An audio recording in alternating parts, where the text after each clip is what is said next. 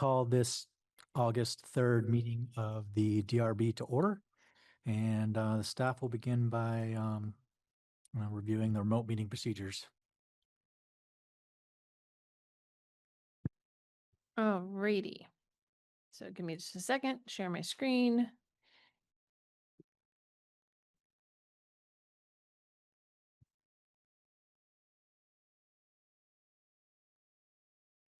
All right, so far, we do have, we do have members of the public. All right, so for anyone viewing tonight's Development Review Board meeting via Orca Media, you can participate in the discussion via the Zoom platform using either video or telephone access options. For the full video experience, please type this link into your web browser. Alternatively, you can call into the meeting using this telephone number, and when prompted, put in the meeting ID and passcode. If you have problems accessing the meeting, please email me at mcrandall@montpelier-vt.org. I will be monitoring my email throughout the meeting. For those attending via Zoom, turning your video on is optional. For everyone attending remotely, we ask that you please keep your microphone on mute when you're not speaking. This will help reduce background noise. If you do wish to speak about an item on the agenda, we ask that you please raise your hand and wait for the chair to call on you before unmuting and then speaking. And please remember to state your name and if you live in Montpelier, your address for the record. This helps both with the meeting minutes as well as to make sure that we can provide copies of any decision related to the relevant application to you afterwards. The Zoom chat function should only be used for troubleshooting or logistics questions. Any comments or questions about actual items on the agenda need to be made verbally. In the event the public is unable to access this meeting tonight, it will need to be continued to a time and place certain. I will now hand the meeting back over to the chair. Okay, thank you, Meredith. So next item would be the approval of the agenda.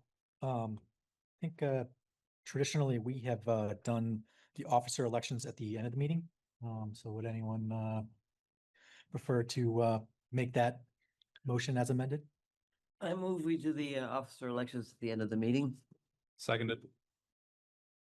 And approve the agenda. Yeah, all those in favor of the amendment, say aye. Aye. So all those in favor of approving the agenda as amended. Actually, we need a motion in a second. Sorry. All right, we have an agenda. Do you want to introduce members? Yeah. So we will start by introducing members, starting with Bill on the end here. I will note Bill is alternate, and this is one of the first times in a while we've actually had all of our members present. And so Bill will be participating but non-voting member this evening. Let's start out. Go ahead. Bill Jolly, member, DRB. Kevin O'Connell, member. Meredith Crandall, staff. I'm Rob Goodwin, the staff, the chair. Catherine Burgess, vice chair. Brian Jones, member. Elvira Dana, member. Alex Halas, member. Joe Kiernan, member. Okay, wonderful.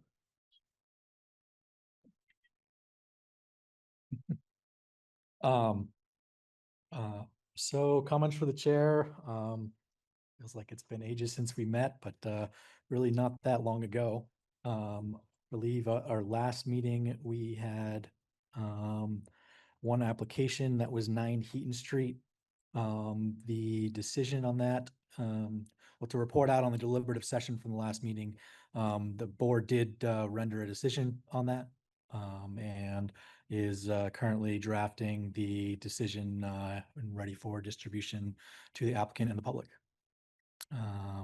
Anyone have any questions on that? That was the only application that had a deliberative session at the July 6th meeting. Right, there was another application, right? 2 others. 2 others. And All right, so we had Granite Shed Lane was also at that meeting, and then also the fence on College Street, right? Granite Shed Lane, fence on College Street, and Green. There was I can't even remember what the third one is right now, to be perfectly honest, that were decided, but this is just reporting on deliberative sessions, right? So we don't have to worry about that right this second. Those other two decisions are done.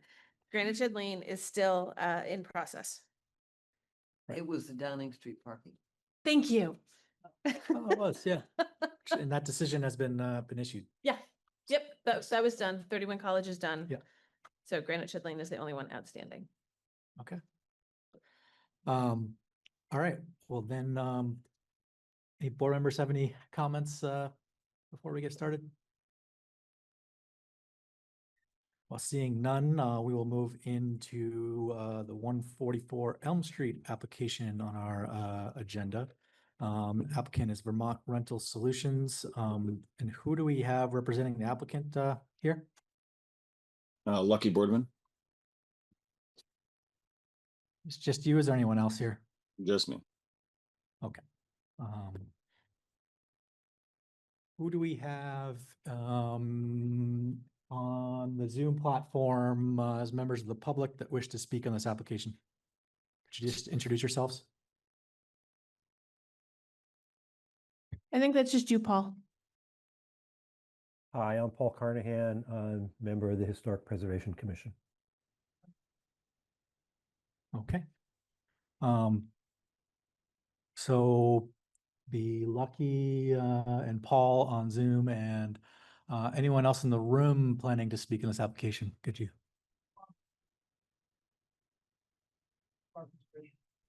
Okay. Do you tend to provide testimony tonight? Okay. And Steve, you tend, yes. Ben.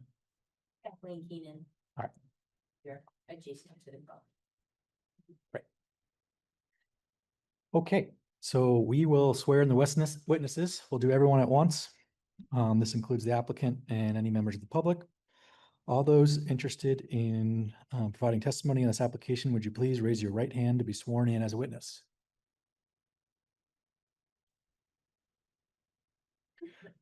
Okay, you solemnly swear or affirm that the testimony you're about to give is the truth, the whole truth, and nothing but the truth other than pains and penalties of perjury. I do. I do. All right, thank you very much. Meredith, you want to just give an overview and then we'll turn it over to Lucky? Yeah, I'm gonna keep this.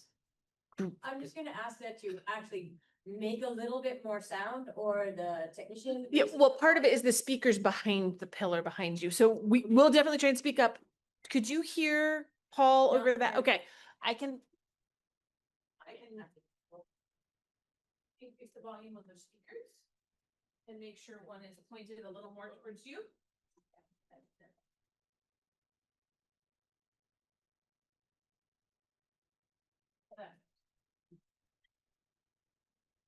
You will all speak from our diaphragm.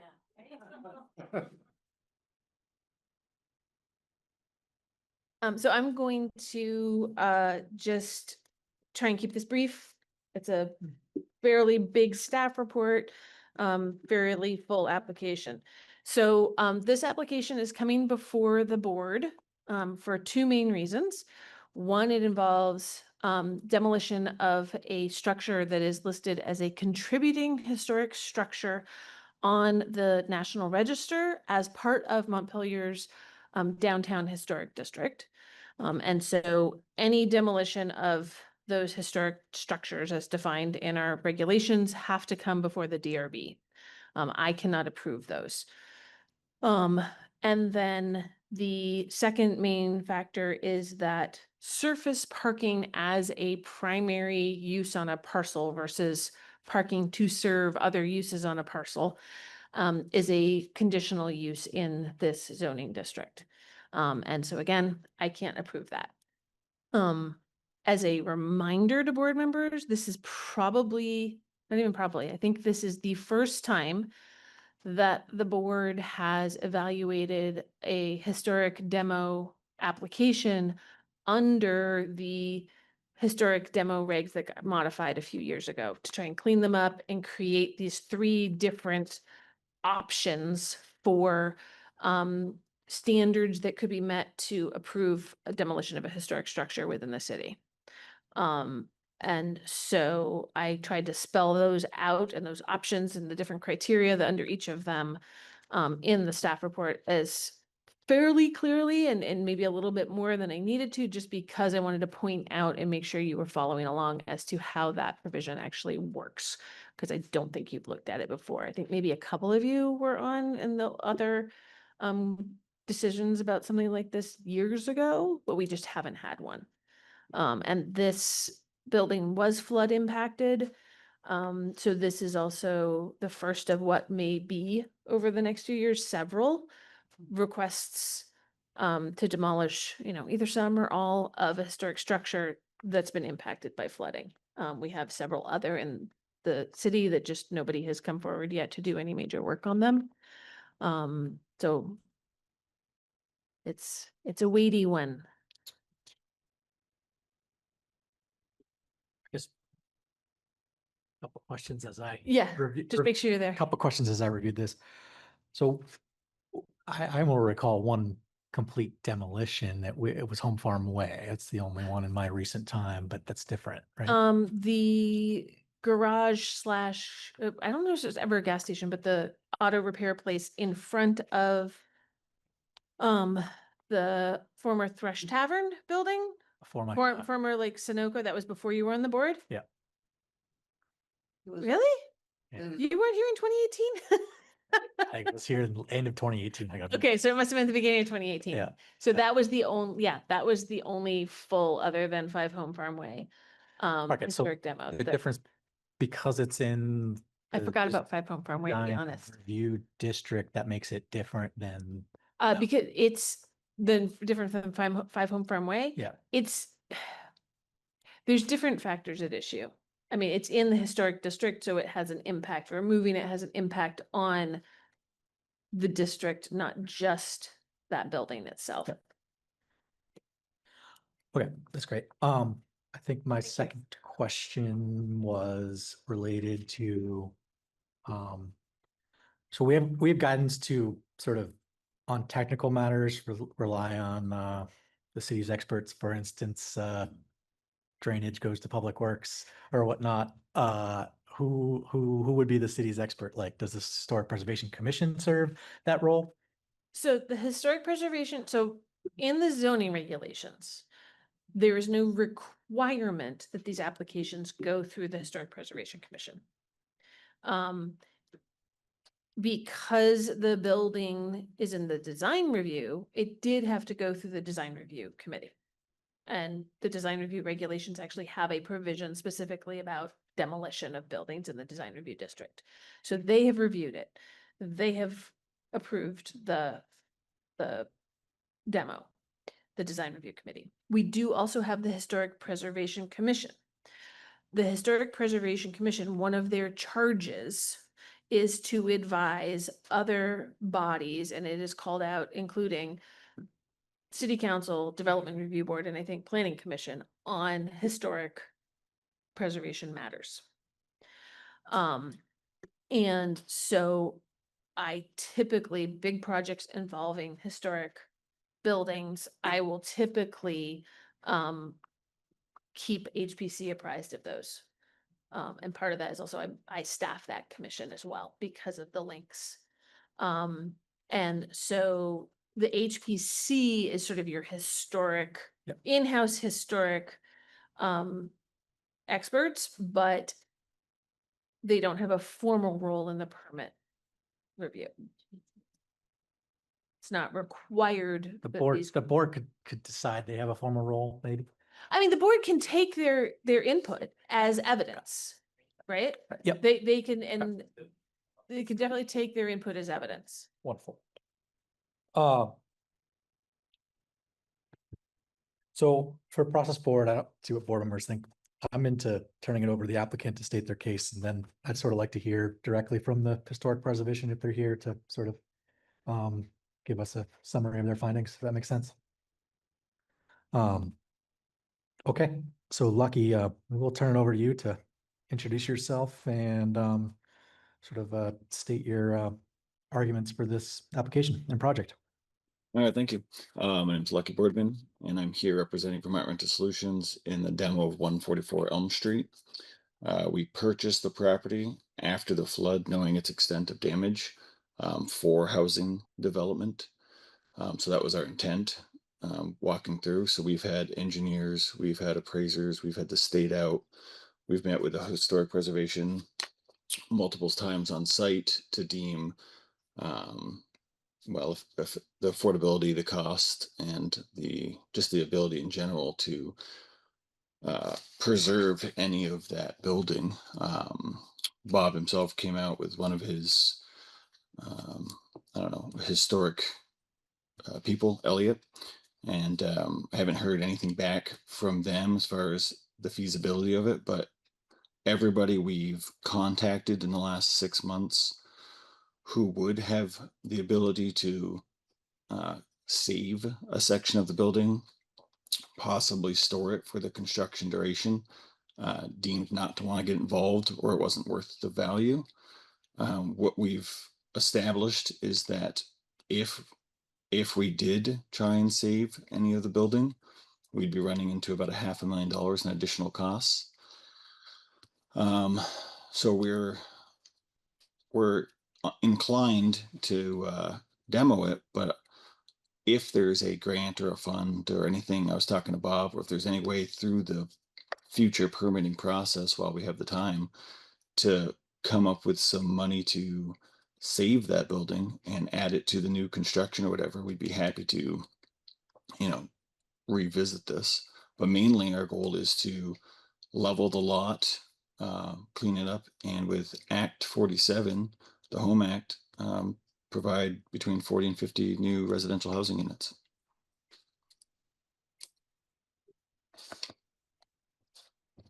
That's the gist.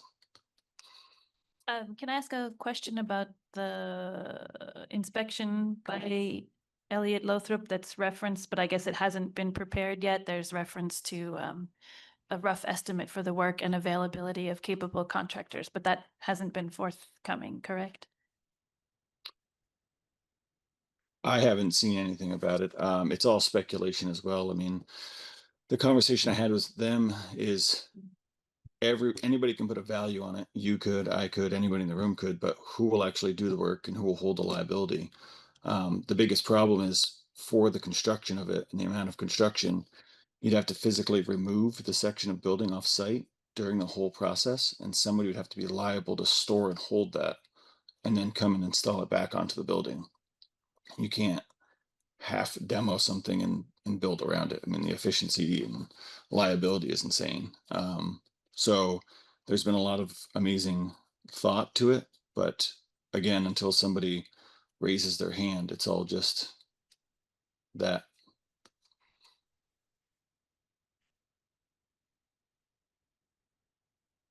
Alex?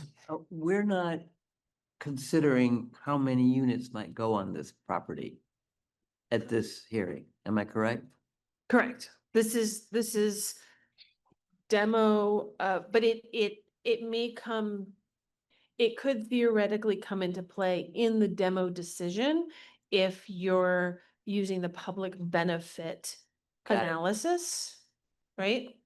So that's why it is still a relevant, but then it comes to, if you're using that analysis, there may be some other factors for conditions of approval that need to be put in there. So, but otherwise, yeah, this does not approve anything towards the future other than that interim surface parking use. So that something can be done with there while future plans are developed. And those future plans would potentially be relevant to the economic viability standard as well, Yep, in with- reference to income producing Yeah, properties, with right? what it is that they're trying to do with the parcel. Okay.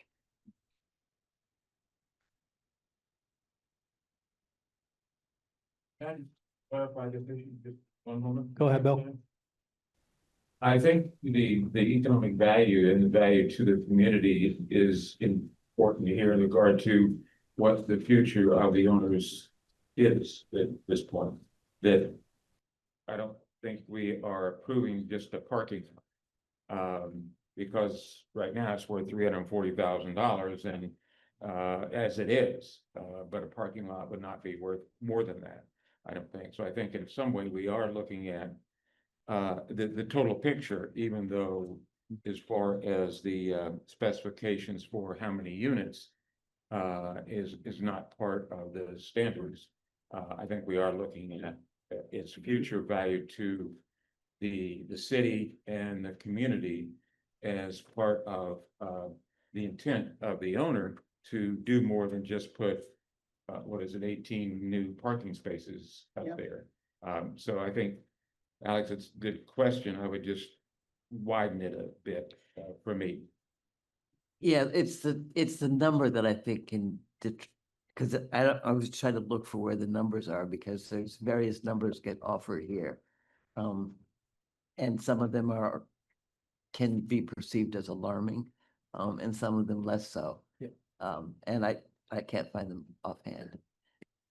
Sure. Well, I think that, there's a lot to this application, and I think with these historic applications, it's really important that we sort of go in sequence. And the staff report was laid out, with the demolition provisions of 3004 first, and there's specific criteria. Make decisions on that, and that will sort of guide where we go from there. Lucky, did you get a chance to review the staff report that was distributed? Honestly, no, I did not. I was trying to do it this evening. Okay.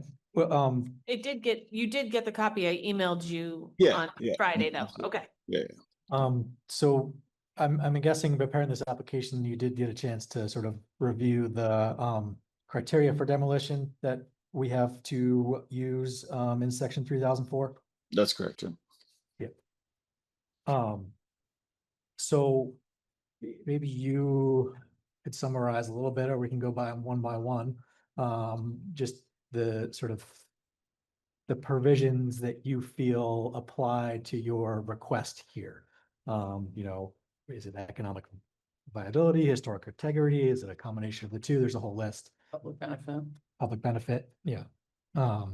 Just you could maybe talk a little bit about your sort of thoughts on how 3004 applies to your project. That's a good question. So I don't 3004. So if you have the staff report open. Yeah. It starts really at the bottom of page 7. So there's a general statement about what the 3 standards are at the bottom of page 7, and it leads on to page 8. Historic integrity standards. Yep.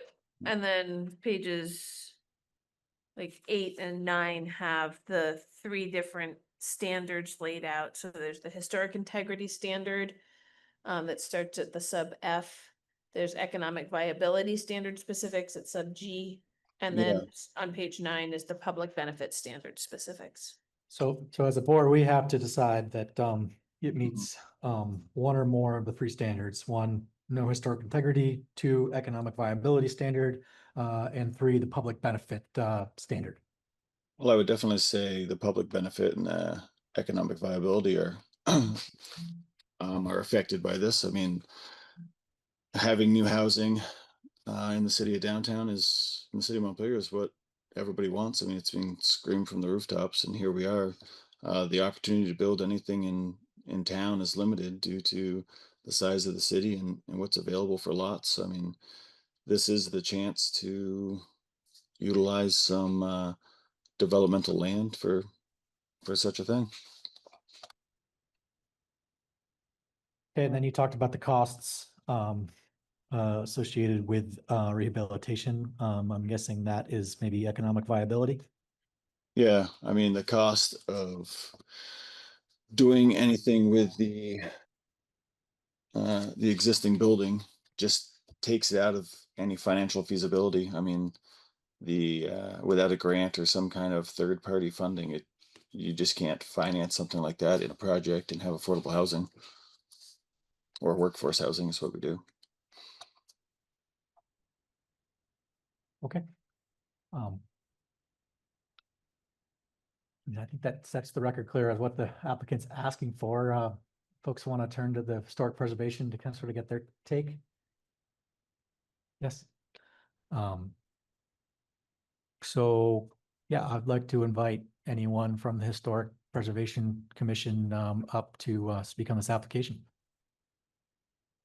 So you can sit at the table or at the podium, whichever one you want, whichever one's more comfortable for you. Just introduce yourself and go right ahead.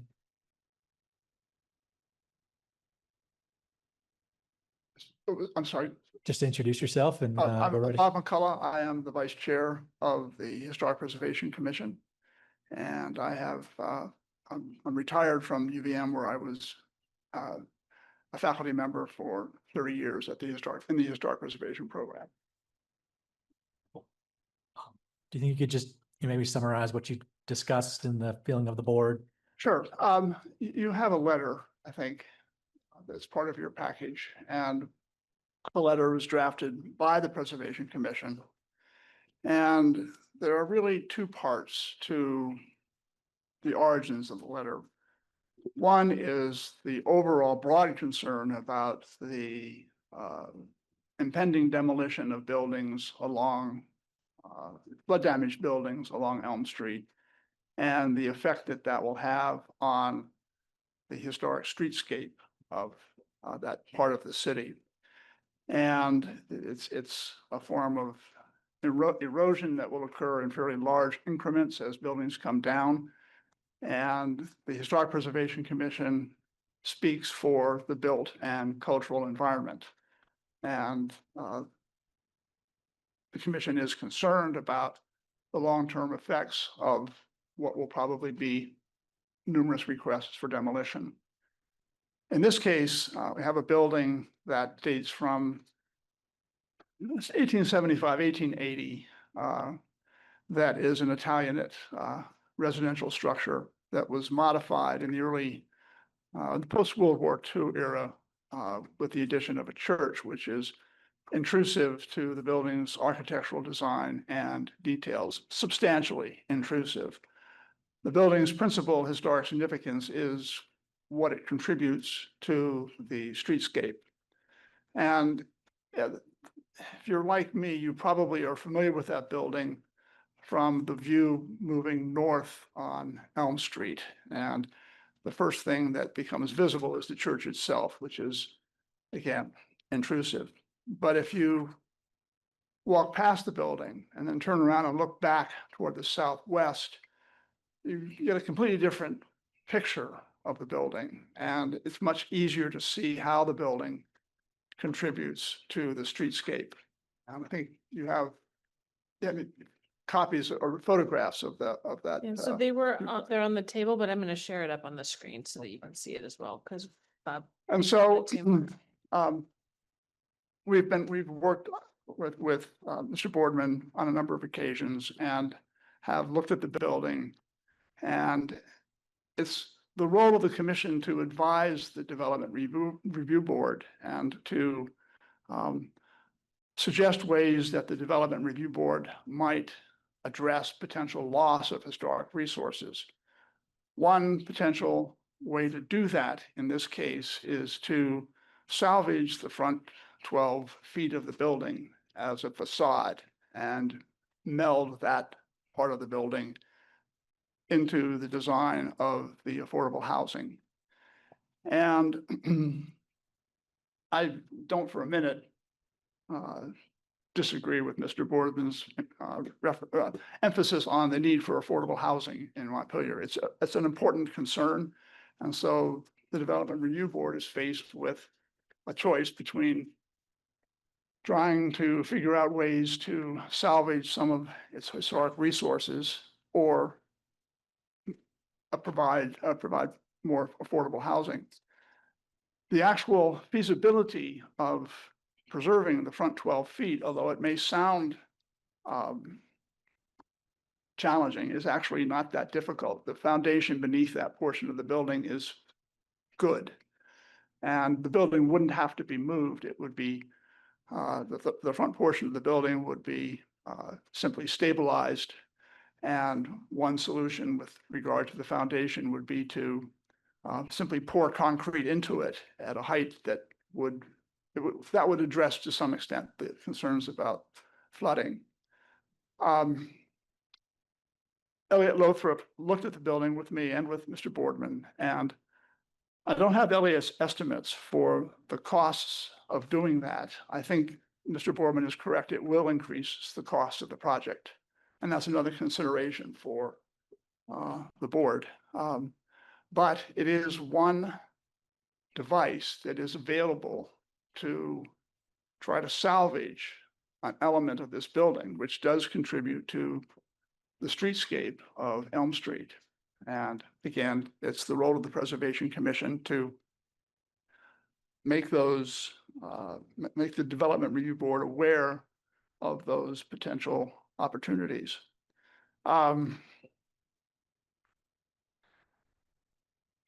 I think that is a pretty good initial summary. You probably have a lot of questions about how this would take place. We don't have the hard numbers, and that's a bit of a problem.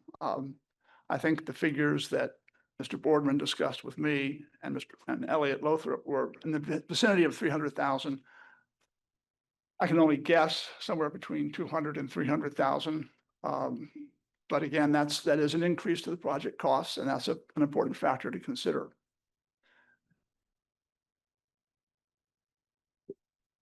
Just to clarify, the 200 to 300,000, that number would be how much more it would cost to save the I front think that would 12 be feet. in addition to the overall project costs, yes. Okay. And Mr. Boardman's estimate was 300,000. What was that? And Mr. Boardman's estimate was 300,000 roughly. He can provide those estimates better than I can, I think, but somewhere in that vicinity, yeah. Yeah. Okay. Half a million. Go ahead, Alex. Okay. So it's a pretty big range. What does 12 feet mean? Does it mean the front facade The and then front- going back 12 feet? Front facade and the 12 feet from the front facade. So it would be like a architectural portico, some kind?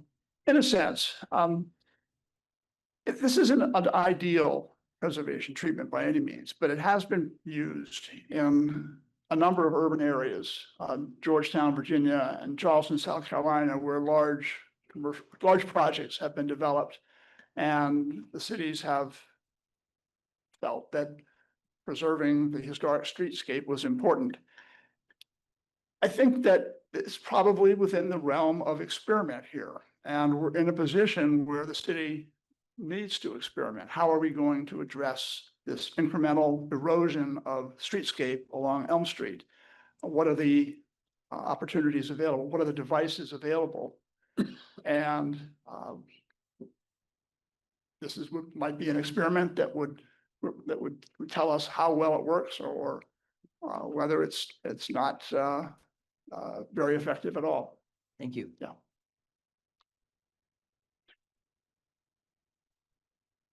Catherine, yep. So we have both the minutes from the meeting where this proposal was discussed and the letter. So I feel like the letter offers additional nuance in that it's more forward-looking than the notes from the meeting. So could you talk us through, I think in the notes for the meeting. Can I just clarify? So I think we have the minutes from the. Design Review Committee. Design review. So that's Oh, Design Review okay, Committee. So design those review. minutes I'm were sorry. provided to explain the vote that's on the recommendation form. Because there's two different entities. Okay, But the Historic Preservation Commission minutes It's aren't present. in here. This is their letter because that's, okay, I'm sorry, I mixed that's up. okay. No, you're good. You guys don't usually Yeah. get minutes from the Design Review Committee, so. Yeah, okay. so that might be a question more if we're able to hear more from design review. I did want to say something just for, this is broader, more like resource discussion versus a question. Sure. But I've heard of a group called Keeping History Above Water. Are you familiar with this?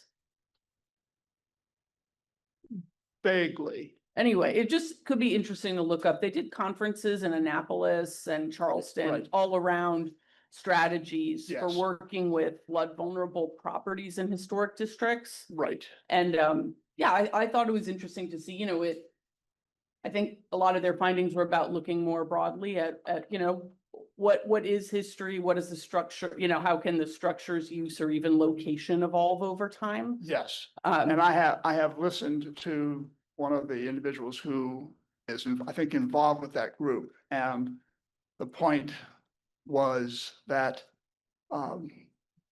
the problems with flooding in places like Annapolis are just beginning. yeah. Yeah. Yeah, and looking, you know, looking forward, Right. yeah, the Right. flood vulnerability is likely to Right. increase as well, so. Yes. Yeah, Yeah. anyway, that's sort of an aside, but I think it's it's interesting to think about other, cities that are also dealing with this right now, Yes. so. Right. I think, so for me, I think that what you said was very helpful for context here, so thank you. Can't hear? Yes, I can hear you. Okay. I think that was very helpful testimony. Any board members have any more questions?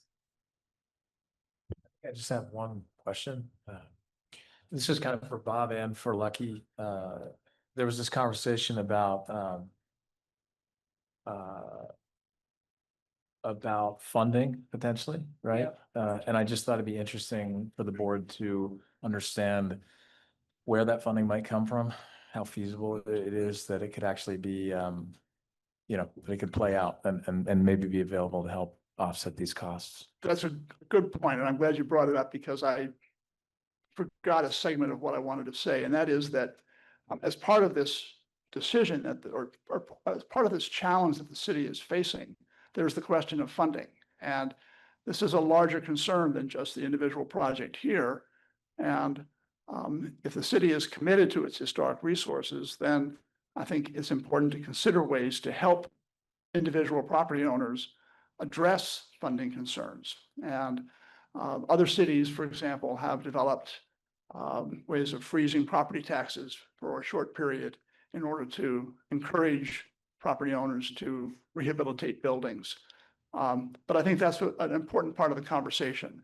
And how being able to, again, it's a larger issue. It's not, and the question becomes whether an individual property owner should be burdened with an effort which is not a complete preservation effort at maybe unfair expense.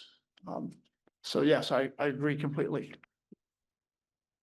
Okay, sorry, thank you so much. The other piece of my question was trying to just get a little bit more of a survey for the board about where that money might come from, the grant that might be available through the state entity or something like that. I'm wondering if that conversation came up at all. We've talked about it, and there aren't a lot of grant programs that would, I think, help this situation. The Preservation Trust of Vermont has small grants, but not really for this type of solution. And so that's the universal challenge. Where do we find the money? Mhm. Right. Okay, thanks. Yeah, this might be, I have a question more, maybe more for Meredith. Like when I saw that note in the letter around, you know, mitigating the hardship is, you know, a grant is one way to mitigate a hardship, which is out of the purview of this board. I think if this process was different, you know, there could be other strategies around, you know, density bonus or whatever else. But that's, you know, that's not in alignment with the way that the application is judged per the regs here. So I just want to ask Meredith if you had any other thoughts there. Yeah, no, I mean, that's part of this conundrum, Yeah. right? Is that the board is charged with making this decision based on the regulations that we have. That the city's ability to provide any financial assistance is outside of the board's purview. There just aren't a lot of programs available for this type of trying to salvage part of the historic structure. As Bob said, there's just not a lot available for that. There are, there are times where the city has entered into development agreements to help. And I can't remember the words, but yes, freezing your assessment at a certain value. Usually that's for, your improvements to an existing building. And this is a little bit different situation, and this again, outside of the board's purview or mine. That's an agreement that is usually managed with the assessor's office and city council and the developer. So how, any sort of financial evaluations you make have to be within the scope of what's in the regulations, unfortunately, and not necessarily where the money's coming from. Which is why making sure you have, depending on which calculus you're using here, which criteria you're looking at, it's making sure you have the data to back up your decision for going down the road is my suggestion. Let's try and make sure you have all the info you need to make that. You know, follow up or done? Great. Go ahead, Bill. We're kind of brainstorming on this. The other thought was if in fact the future project that's coming out with, I'm gonna refer to this. If the cost of holding as much of the historic facade of the building as possible can be built into how the cost of the future property and the profitability therefore of the future property looks like. And where it comes into the board's approval. And I noticed there are several offers of conditional provisions that you suggested, and I think that several of those were good. That the conditional provision would be tying the development of the demolition of the historic property into a parking lot. We condition that into the future of this project, and therefore its preservation of the historic value is within the future of the project that is conditional. Under one of the conditions that you suggested in terms of 3004 economic viability and 3004 public benefit. It looks like it comes under or could come under either or both of those as a proposal to a condition to approve a permit for a parking lot on a property that's worth considerably more to the owner, I think to the city, and to the historic value of Montpelier and even Vermont for that matter. So if that's it brings it back into the board's purview. I'm just suggesting that as a possibility that when we get to deciding and deliberating on conditions, which I'm just thinking you might have a few in this proposal, that might be one of them. So just my 2 cents on that. Well, 3004 refers only to demolition, not to the parking lot aspect, right? Correct. Yeah, I think it was just you can condition the demo on have conditions included there as to what needs to go on the site for future permits. Like you can say future development after, in addition to the parking lot, next phase has to be within X scope. It's not usual. It's a fairly unusual thing for the board in my 8 years here, but if that is part of like if you're going public benefit and you're saying the public benefit is building housing of X number of units or however, that's the condition, right? And that would be in place with whether it's the current applicant going forward, or if the property gets sold to the next, and the next owner would still have to develop within the scope of that condition. Go ahead. Thank you, Mayor. My first. Go ahead, Alex. The report from, can't remember which one it was, the one that examined the condition of the building, not the appraisal. The engineer's report. The engineer's report, talked about how it's a additive building. Was there any discussion of preserving just the original structure? Which is like quarter No, of the built structures now on the site. at the commission meeting, actually, yes, there was discussion about that, and both Eric Gilbertson and I met with Mr. Boardman and looked at the building. I looked at the foundation and the interior of the building and its addition has been so carved up, so altered that commission felt that efforts to preserve the entire building would be pointless. What do you mean by entire building? Because that's the point of my The question. historic building. So the one, The residential structure, Yeah. not the church. I can't hear no, that. no, more than that, because there's 5, The original 1800s. yes. Yes. The one that there's a color coded picture. Yeah. And it's just the blue part. I'm speaking about the 1880 Italianate Okay, frame Yeah. structure. yeah, that's the one I'm looking at. Okay, so the original late 19th century structure. Correct, right. I'll come back to your question about how we would, the 12 feet, why 12 feet? Elliot Lothrop and I went into the basement and assessed the way the building was put together. And there is a structural system that begins about 12 feet back from the front of the building.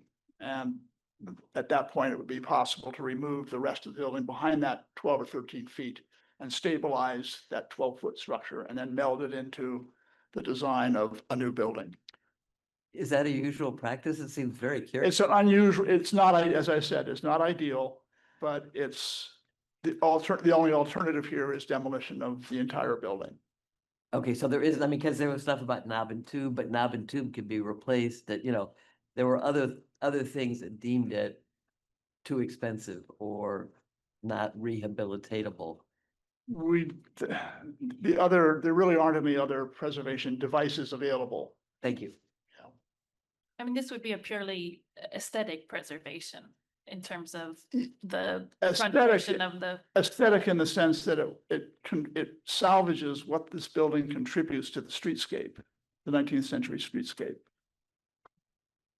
Which is a little more than just aesthetics. It's the overall environment, the built environment, One final question for you, Bob. Go ahead. And it's simply the question of narrative. Is there anything that's especially interesting or historical figures or historical use of this property that that contributes to its identity? I'm not aware of any association with individuals or events that give the building added significance. For me, it's principally what it contributes to the streetscape. Okay, thank you. All right. Any more questions for Bob? We'll relieve him of the hot seat. Thank you. Thank you very much. Thank you very much. Thank you, Bob. Thank you. So to keep things moving here, but yet sort of focused on our flow. Last year from Lucky on sort of the 3 options here. He raised public benefit as sort of the number 1, and I think that is, I'm sensing the board is leaning towards like really exploring that public benefit standard as an option here. Staff put out a few ways at which we can ensure that public benefit standard is met. And I think it'd be worth the board sort of discussing what more information we might need in order to require one of those conditions, or whether we feel we have enough. Just starting that part of the discussion. These are on the bottom of page 9 if folks are following along in the staff report. We can just go through them one by one if you'd like. These are just possible conditions. They're not suggesting that these are required or anything, but just to get our conversation started. So one would be requiring the documentation of the historic and architectural elements of the structure prior to its demolition. And B, the second one, requiring all other permitting and financing to be in place before the demolition can commence in cases where the redevelopment is proposed. So if housing is proposed and we feel like that needs to meet the public benefit, we could have a condition requiring, financing and permits in place. And then the last one, I think, is what we discussed most recently, which would include the requirement that the facade gets saved. We have a note here that the applicant has proposed professional photographic documentation of the building facade that would be provided to the Historic Preservation Commission. And also, I believe they have proposed possible salvage of architectural elements of the building, including interpretive signage. And including. they have proposed the including of interpretive signage in the future development and having the new building design highly compatible with the surrounding historical context. So that would just be like maybe pictures of the old historic context inside the building for a reminder what it was like. Possibly, Yeah. yep. As well as having, their proposal was that this new building would also have elements of design of that new building reflecting the historic context in the neighborhood. That's one of those things that the design review committee will weigh when any new building gets proposed, but the board could require, an elevated aspect if they wanted to of, a tip of the hat to the prior building or who knows what. There's a lot of options here, right? So the suggestions, there are specific suggestions in the regulations of potential conditions, but the board has a lot of room to play here on what they think needs to happen. Could I just add something? Go ahead, Lucky. It's almost impossible to have the permits and everything in order before financing. I mean, it's hundreds and hundreds of thousands of dollars to do this. You got to do like ground impact tests for the weight. You got to do all this architectural engineering and evaluation. I mean, you can't self-fund something like this, and no financial institution is going to preemptively fund or lend money in hopes that it's approved for demo one day, or it's just virtually impossible. I mean, pretty much I self-fund this process, get everything in order, and present it to the financial institution that I have a project ready, and they bite onto it, and then they fund the progress of the project, and then we put the permits in. It's months and months and months worth of work. I mean, this is what we do for a living.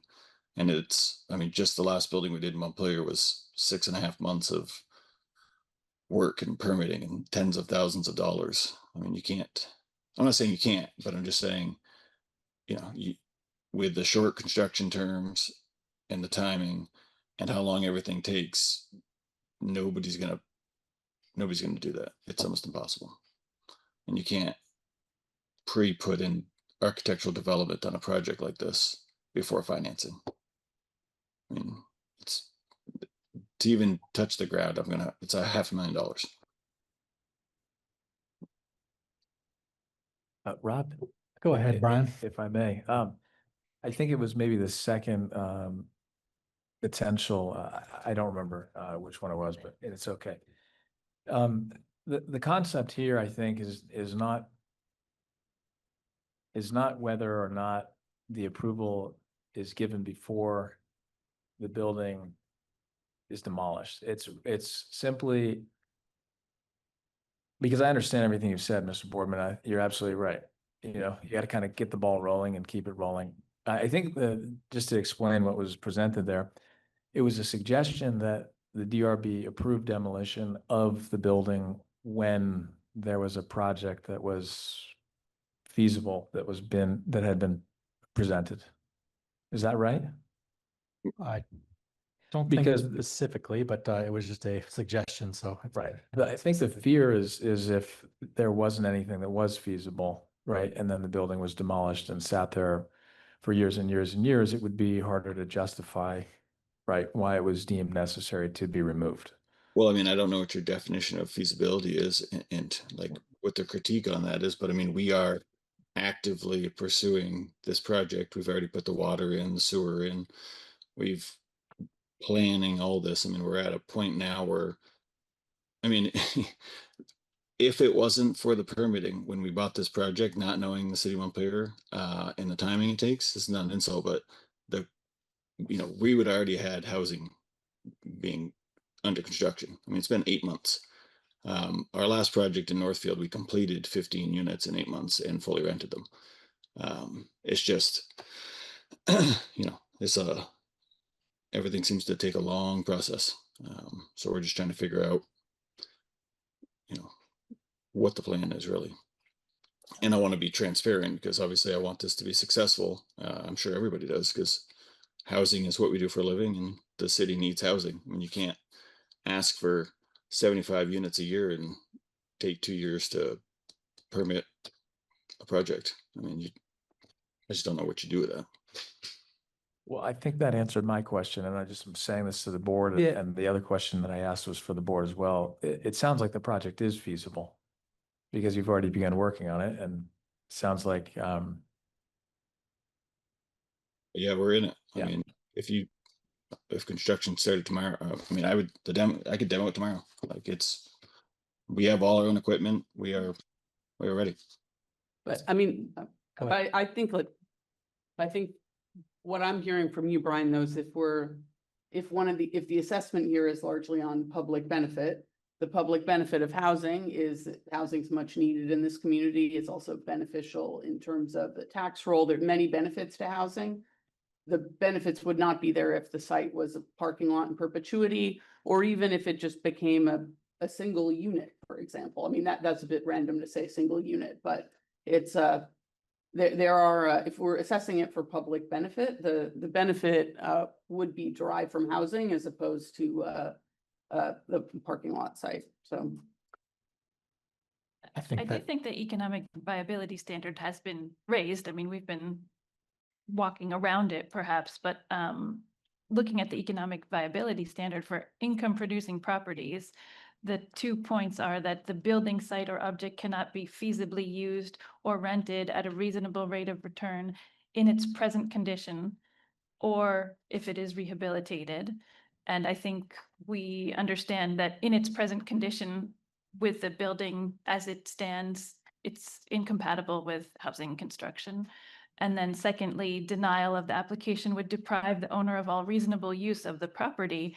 I do think that we're touching on this, if assuming that denial of the application to demolish would prevent further development of any sort.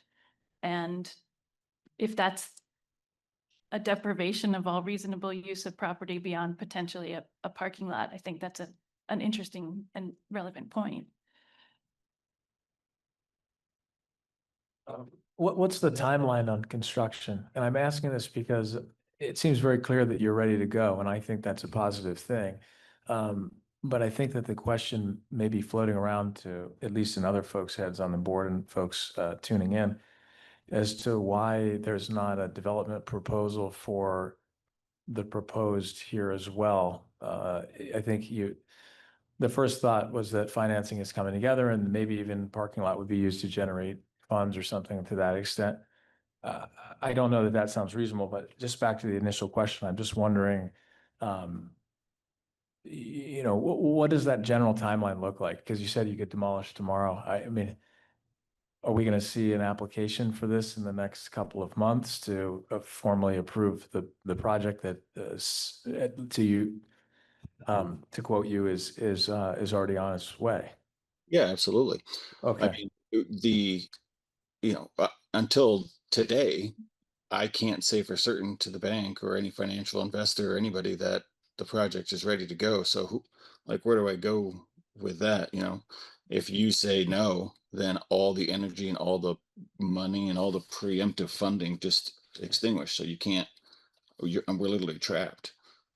If this is approved for demo and the demo permit is approved, I mean, this project starts immediately. I mean, we're working on the Walgreens right now. The day it got approved, we were moving forward. This is what we do. So if this is approved, the demo will be done in 30 days of the permit and the construction will start immediately. It's got to get engineers and third-party people involved, but that starts tomorrow. I think, Brian, you and I are on the same wavelength on this. I'm pretty sure that, I don't think there's any question about the demo and ending up with a parking lot. And the only question is going to be some bit of the historic preservation. There's some issue there, I think. But other than that, tearing down the building and putting a parking lot in, I think that probably is going to happen. I think you and I, the wavelength I think you and I are on is, why isn't there a proposal to say what this is going to be?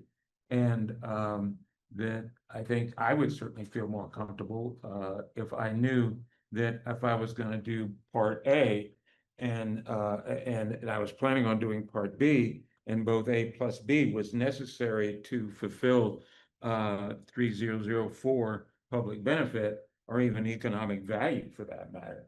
But it was A and B was necessary from a regular standpoint, is what the board might approve. With you, I would want to see both A and B as a part of what we approve, as opposed to just A, and maybe B will come at some point, maybe a month from now, maybe 6 months, maybe 2 years.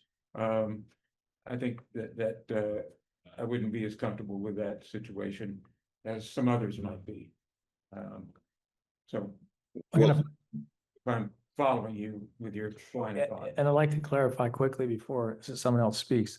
Thank you, Bill. I agree with most of what you said, but I just want to clarify that I think from the developer's standpoint, I want to put this out there to the board. I can understand the logic of wanting to get over this hurdle first, right? And understand that the demolition has been approved and that you have a clean site to work with, right? So I think it wasn't so much a question of, do we need to see A plus B together at the same time? It was really just more of a question that I was going to circle back to Meredith as well and say, well, we don't have a zoning application in hand right now to review, and that's fine. Mr. Boardman spoke to that point, said he's ready to go. I trust that he seems very excited about the project. I trust that he is ready to go. I was just going to follow, it up by simply saying, except for everyone's for context, right? What does the timeline look like, right? Between kind of getting an application. I mean, is this the next meeting? Is this something we're going to see in 6 months? And it may be irrelevant as well, but I just wanted everybody to have a sense of what that was. I think the board needs to also keep in mind that we were reviewing the application, that's before us. And if there's deficiencies or the amount of information that we have, we need to request that information, but we can't be sort of anticipating, the next phase of this. Go ahead, Alex. I was gonna make the same sort of point. We've been here before. The regulations allow people to apply for permission to do X, which will entail Y, but you don't have to specify Y at the time. So your B cannot be a requirement, except insofar as we said, conditions. Have I got that right, Meredith? Yeah. And here, like I said previously, if the board decides that one of the standards being met to approve demolition of a historic structure is the public benefit standard, and as everybody seems to be discussing, the public benefit here would be housing, the board's approval can have a condition of, this is okay, we're allowing this in part under the part or all under the public benefit standard, but the public benefit is the anticipated development of a minimum of X number of housing units on this parcel. Yeah. And that can be your condition, where it's a minimum of X, right? So long as future zoning regulations continue to allow it once that application is approved, or, it's just also a condition of the permit, right? Conditions of permits can hold even when future zoning regulations change. Yep. And I don't see housing development getting restricted in Montpelier anytime soon. Right now in the design review district, there is no residential density. People can put as many units as they want in as long as it fits all the other standards at issue, including the design review. So that's a possibility of going forward, where here it's a little different than some of the other applications. There is here some consideration of future and how that comes into play. That was part B or year Y. That was my B or year Y, I Oh. think. Yeah, Okay. and it's almost just have to add a few words to, I forget what So- condition it is here. Just trying to hone in here. We have 3 criteria. It has to meet one of them. But the board can make sure that it meets 2 of the 3. Is there any feeling on the board that we think this application needs to meet 1 of 2 of them, or all 3 of them? I think it presents minimal evidence for both economic viability standard and public benefit standard. Some of it is conjecture, right? We don't have a development plan for a structure itself at this time, but we have an intention toward housing. And then when it comes to economic viability, we don't have the report from Elliott Lothrop explaining what the additional cost of, for example, trying to preserve the facade would be. We don't have like an economic study of the cost per unit, what that would what would result compared to the market rate with that additional cost. Like, we don't have that. I don't imagine we would either. But I think minimally, you could argue for both. And I think happily we can all agree that the building does retain historic integrity, and that's not under question whatsoever. So I think it's the other 2 from my perspective. Just gonna ask one follow-up question. Do you think conditioning or to achieve public benefit, do you think conditioning it on a minimum number of housing units to be built would be reasonable? Alex, you're saying no. I know. No. I mean, the numbers that have floated around here go between 22 and 50. Yeah. And that's just too big of a gap for any kind of condition. I'd also I could- don't think it's within And I don't think the it's within the scope, to mandate. right? I mean, I could see conditioning it on some form of attention to the historical streetscape. But that's a different matter. Go ahead, Joe. I just wanted to kind of clarify some things in my mind. Currently, this building is being used for what, nothing? Nothing, it's vacant. So even if it was 1 more unit, there would be some public benefit there, right? And on top of that, in order for even 1 unit to go in there, it needs to be a parking lot first, right? Because the building itself is not savable. Right. So I mean, that's the economic viability standard right there. You can't save it. It's on its last legs. And in order for anything to be of any benefit there, no matter what it is, it has to be first a parking lot. Right. Or something visually similar. So that's just my feelings on it. It's not giving us any benefit right now. It could theoretically give us benefit if the site is turned into a parking lot, but it can't in its current condition. I actually have one question. Go ahead, Bob. Hold on. I totally agree with Joe on this, and I mean, it has to be a parking lot first. We can't, we could speculate till we're blue in the face, but it's not gonna get us past the initial first step. We may even need to ask a question about a potential hazard in its current status, right? If the structure is that compromised, it can even be a risk to the public in its current state. So There's nothing in the material that suggested that. Go ahead, Lucky. Yeah, they did, when the church had it and they tried to save it, they did have somebody come through and pull out all the sheetrock and do a bunch of the attempt of preventative mold and everything. So it has been, gutted, if you will. I think it's We've- important that we keep these two things separate. I mean, the demolition is separate from the conditional use as a parking lot. Correct. We have not talked about conditional use. We talked about the demolition. So I think this application has two distinct parts to it. I would be inclined that the public has been sitting here for an hour now. If we open up to public comment, but limited to the historic demolition, the board and we'll get to conditional use. If you just limit your comments to the historic demolition, then we'll open up for the entire application. Yeah. We could actually open it up to anything. I don't know, actually. I was thinking of that about 30 minutes ago. We can open up to anything. Yeah. They make sure they get their comments. Absolutely. Uh, so, if you want to just come up to the microphone and introduce yourself. Yep. Either your choice, stand or sit.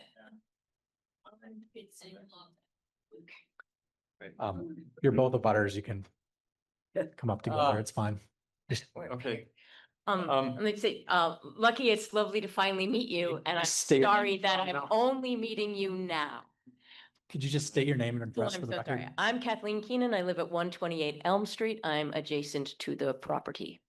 And I'm Kathleen's partner, Kim Bent, and we live at 128 Elm Street. Yeah, I've got two very simple questions I would really love to get answered tonight. And before I get to them, I just want to give you the background on where we're coming from. We purchased our house on Elm Street in 91, just in time for the flood of 92. So we got in on the ground floor of that experience. Our house was adjacent to a house that is now a parking lot. So we're, seems to me, talking about a parking lot as if it's a future thing. When Lucky purchased, I want to call you Mr. Boardman, but everybody's calling you Lucky, so. Because we don't know. We've never. Um, yeah, well, that's.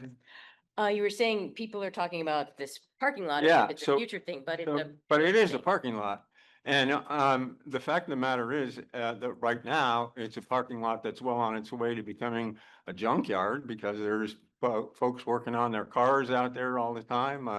It's a staging area for the construction that's going on Elm Street now. And It's not being kept up at all.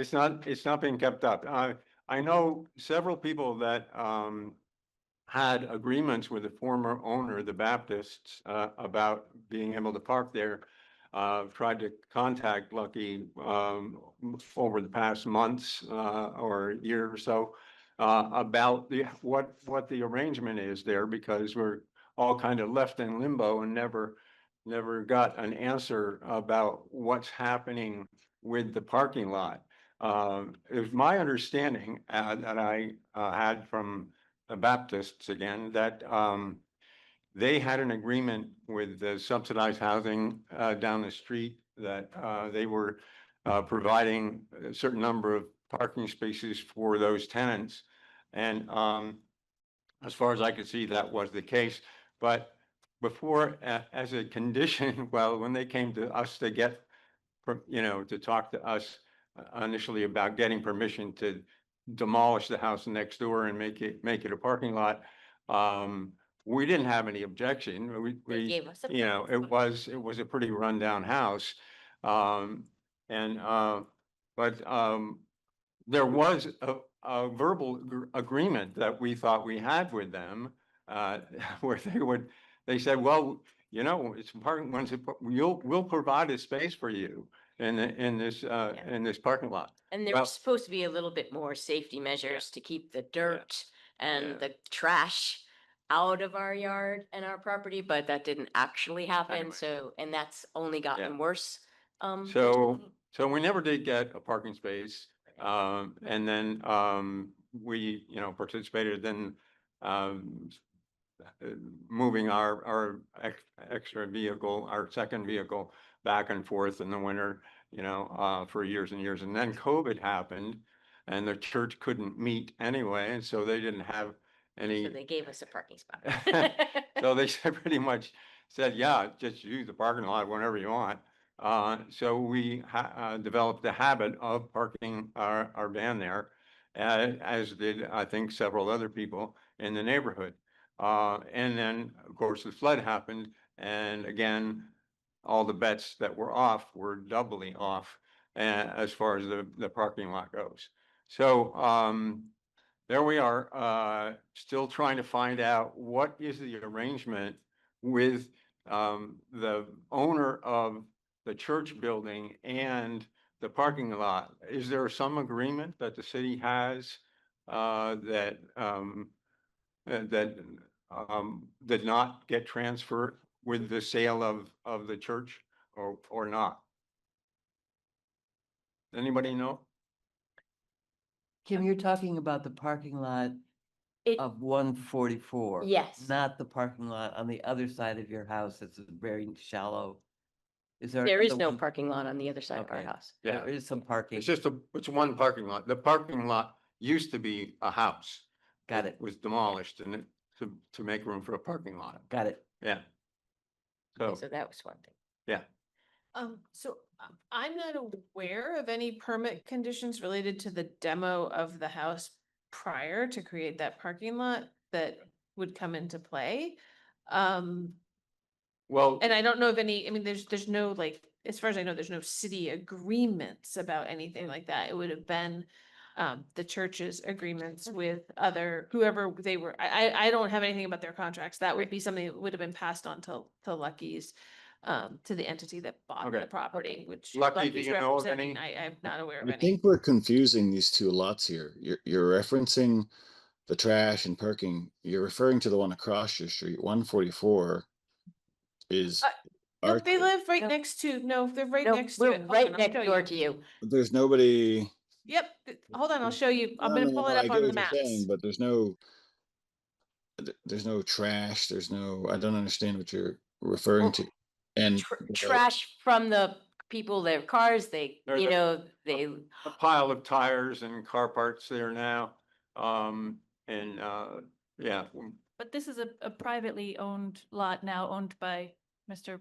Boardman. right, we're that just we're saying referring that to. we've noticed a deterioration.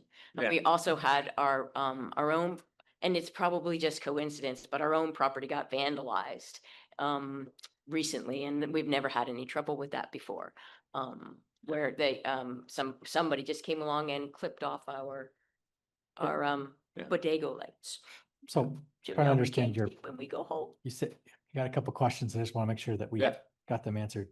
I guess you may be wanting more information on the type of parking that's being proposed. Yes, and Yeah, I'm. that would be great. And I'm also wondering about what protections will be in place for the neighbor, right? In terms of how that it affects our own property, in terms of lights flashing in our windows, which the church was supposed to put up something that really blocked that, and they didn't. And you know, we've been living with that, and that's fine, but you know, it was just a that, I mean, it seems like eventually we're gonna be talking about quite a significant change. So I wonder what our protections are going to be.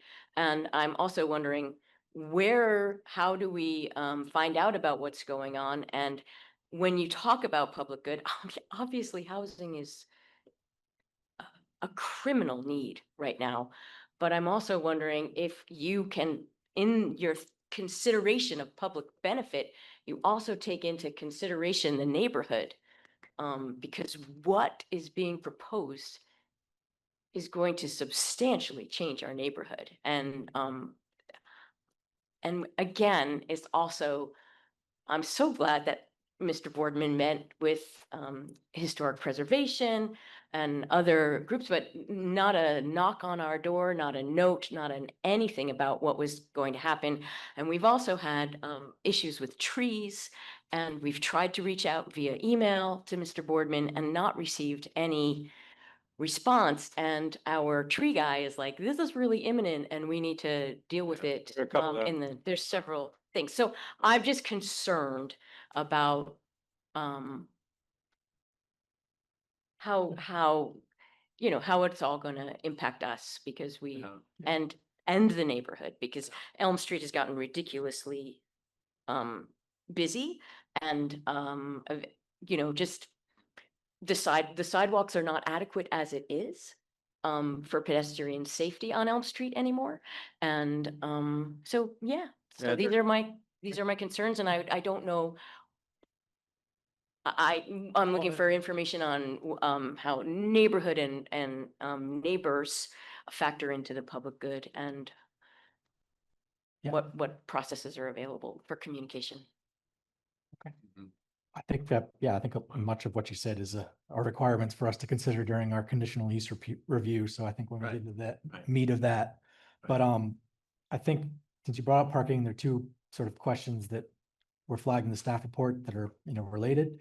I guess one is, you know, the application states that the proposed parking use will serve existing local uses. Lucky, I don't know if you could maybe expand upon like what that plan might look like. Well, currently it's rented by Capstone, so we're not adding any real additional parking, so they I would see. still utilize that parking lot as they do. We're not, I mean, the goal is that's just a stepping stone for the project, so we're not doing anything special for parking. I mean, it's just keeping as it is. By capstone, you mean what used to be known as the Barrett Block buildings? No, Capstone, they do programs like Head Start and they had another name formerly. They do weatherization work also, right? Or So it's for offices? So, yeah, so look, I think they take care of the parking, but I don't know how, you know, how they facilitate that. I'm not in their inner circles, but we rent to one master lease for the parking, and they do it for whatever housing development or whatever they do. Got it. So we should be talking to Capstone. That's correct. Okay, good to know. Good to know. All right. One question answered. Okay. Do you, I'm sorry? You asked, so they used to be called something else. Yes, I It's can't. Community action. Community action. Yeah. Thank you. Okay. all right, In answer to your other question, anything that's about this property, you will be notified. yes. Well, Yeah. well, so, okay, okay. that's No, fine. no, no, okay. Hold on, hold on. It's supposed to be soon. Yeah, yeah. So so for future things, right? So Yeah. you got the notification about this hearing, correct? Right, so that's because the application, the zoning application was for something that required DRB approval. Mhm. So a new build, right, building a new building on there, would be another thing, as long as it wasn't just a single family home or 2-unit home, Mhm. right?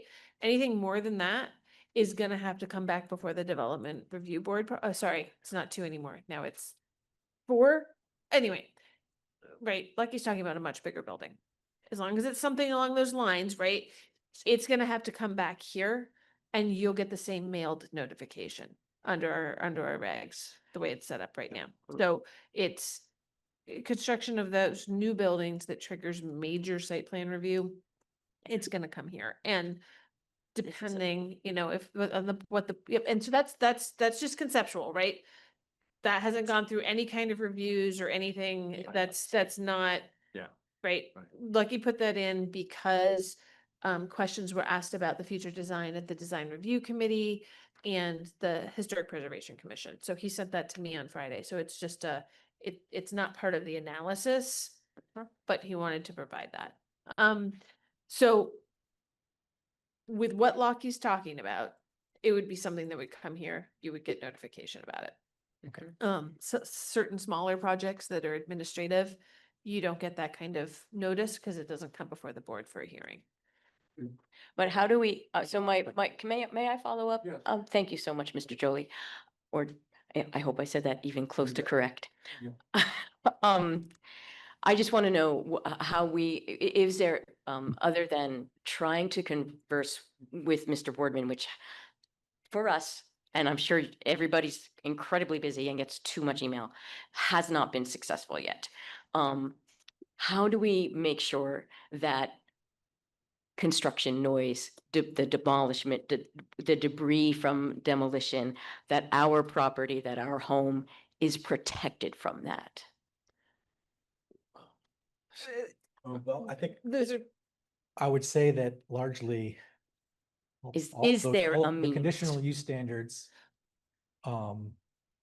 require us to address some of that, not necessarily during construction, right? It's the long-term use. so don't even think about long-term use. All the board has in their purview right Right. now, right, is the demo, Right, whether or not the demo happens. correct.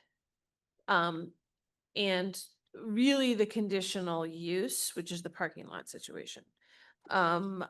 I don't remember, to be perfectly honest, all of the demolition standards. I did not write all of them in the staff report because there's a bunch. So give me 1 second. I'm going to stop share so that that's not dragging.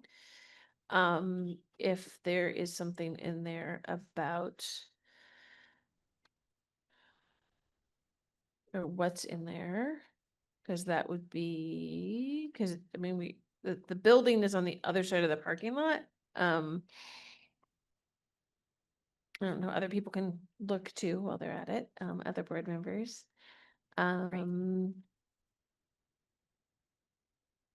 There's a about note the in there about, debris and so forth. yeah, debris to remain on site for more than 14 days has to be screened. I mean, stuff isn't supposed to like leave the site, right? Right, but there, Other than as it's, intended way to be, right, there's not a whole lot of requirements of demo in here when it comes to things like dust or noise, things like that, right? So noise is very much the city's noise ordinance. mhm, That's where that comes into play. And so that usually limits the hours of operation right. to a It degree doesn't- for it's something like this. supposed to be at 8 o'clock in the morning. I'm not gonna say Yeah. that, but I don't know off the top of my head. Um, Even the regs I use all the time. So that kind of thing, there's not a whole lot in the regulations about that. Yeah. And then the board's review of conditional use is gonna be about the parking, right? Future construction of something in the future, that's all gonna be separate permit decisions. Bailey. Well, we just experienced the demolition in the neighborhood. Yeah. With Katie's house being taken Yeah, down across the I know. street. And that's simple. It happens quickly. That's not gonna be that disruptive, I don't think. Gonna be- Well, But, we do have a contract with Sylvan Tree Care to take down a couple of really big ash trees right behind our house on the bank there. technically.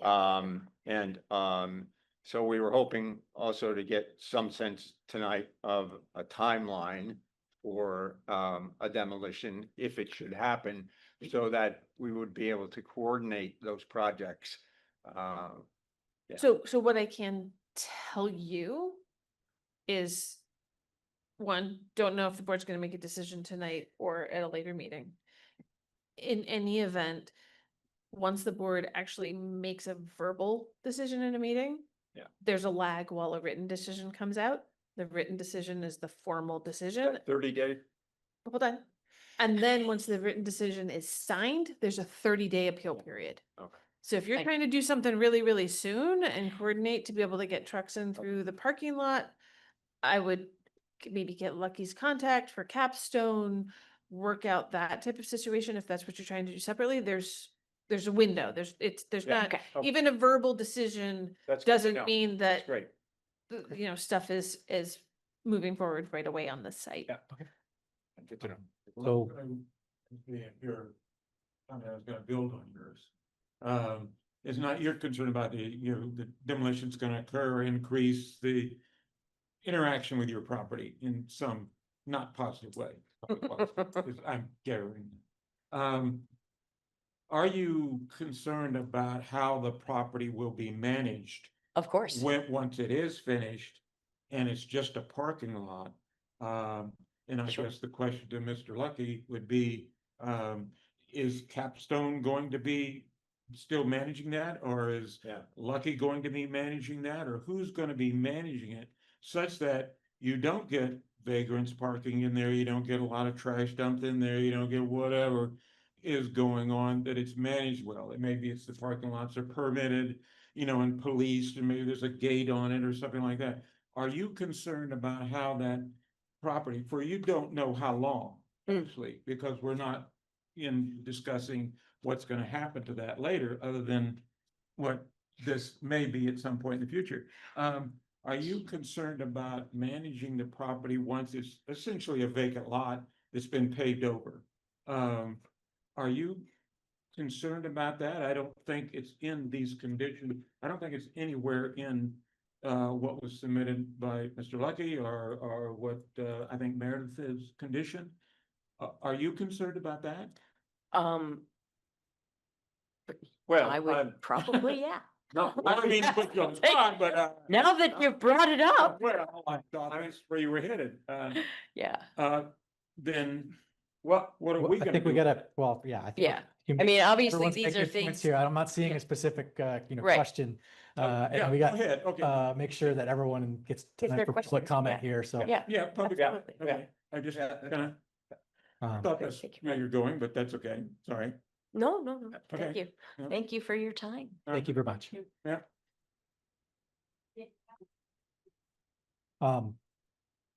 Mr. Whitaker? Steve Whitaker, Montpelier. I'm a little concerned about what's called segmenting. Segmenting a project into little pieces is not sound practice in the planning world. That's what's been tried to do with Country Club Road, water and sewer, up the driveway, up the road. That's not the housing. And this segmenting, the limited purview, I keep hearing, you got limited purview, and yet there's a big 5-story project graphic being proposed here. And you're saying we can only talk about demolition of a building. And that's just not true. That's not the way Act 250 works. It's not the way this board should work either. You should not segment and think about little pieces at a time so that you can make foreclose options before you understand what the next phase is. That shouldn't be happening. I could not find the historic preservation letter in the packet.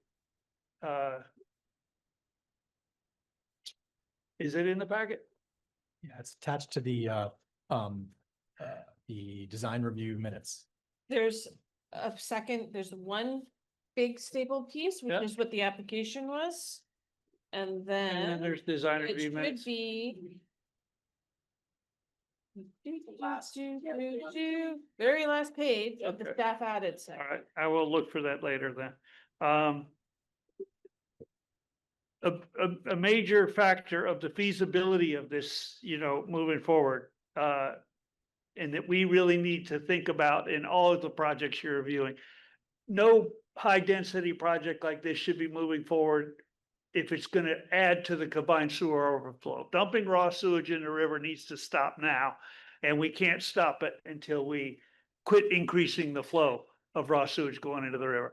I will be asking in the regional plan review process for service areas that are still contributing to the combined sewer overflow. We've got 6 combined sewer overflow outlets. Violations permitted by conditional use. I don't know the phraseology. This you need to think about in context of district heat. It's been unfeasible to bring district heat up to Elm Street, but if building like this that's proposed for somewhere between 22 and 50 units would dramatically change the economics for bringing district heat up Elm Street. And we need to think about that in our current district heat running 200,000 a year deficit. So we can't separate that from this discussion. The feasibility analysis of the existing building, I'm only talking about the original 1800s piece. I witnessed the defective feasibility analysis for the Jacob Davis homestead out at Home Farm Road. That was not done with integrity.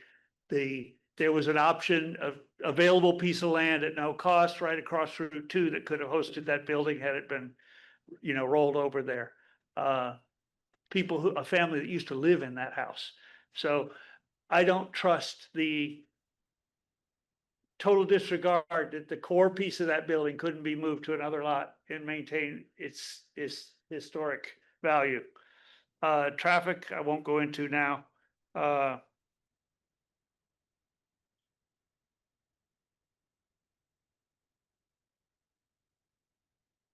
So yeah, I think I've raised a lot of things that merit further information, but the segmenting is the fundamental one. You're saying we don't have to, we can just decide to demolish a historic building and worry some other day about whether we ever see a permit or whether there's, 20 or 50 units going in there. But yes, the noise and debris and all the conditions that the neighbors need to deal with should also be addressed, even if you were to allow the demolition. But I think you should ask for more information about the possibility of relocating just the core structure, not the add-ons. I'm not impressed with the idea of taking the 12-foot facade and Frankensteining it onto a new 5-story behemoth. That seems kind of like what the church did. Did you have any comments on the parking conditional use? You mean whether I just was, you seemed like much of it was on demolition, and I was making sure you got my rescinding the restriction on that. Any comments on the entire application were fair game here. Just want to make sure you get confirmed. I think that that we can't be looking at it just in those little pieces. It's the time slice is not the proper planning perspective for a board like this. Could I answer two things for Stephen? Go for it, Lucky. Stephen, those are all good questions.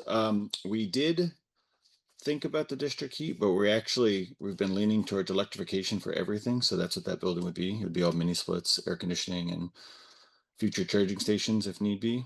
And when Elm Street, they're doing all that work right now on the street. So we were able to utilize that and tie in the new water and sewer for the future building already. Just last week. Okay, thank you, Lucky. Is any other public on the Zoom platform that wishes to speak on this application?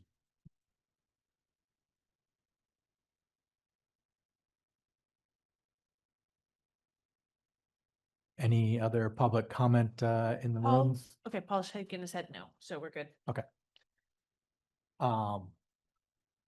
So board members, we've gotten through, I think, a pretty in-depth discussion on the historic demolition provisions here. We have not yet really talked about the parking conditional use yet. How do folks want to proceed? Keep going, charge ahead. Well, Rob, I am wondering if, since maybe there were about 3 considerations for the demolition scope, that maybe we could just kind of try to make a decision on that before moving on to parking. At least a kind of consensus, maybe not a formal vote, but What was? I think there was a lot of dust, for lack of a better term, that got thrown into the air with all this, and it seems like it boils down to: are we voting on keeping the building, retaining the first 12 feet of it, or maybe asking Bob a question or two about what it would mean to salvage a certain portion of the building, right? That was part of those provisions, which architectural elements might be worth salvaging.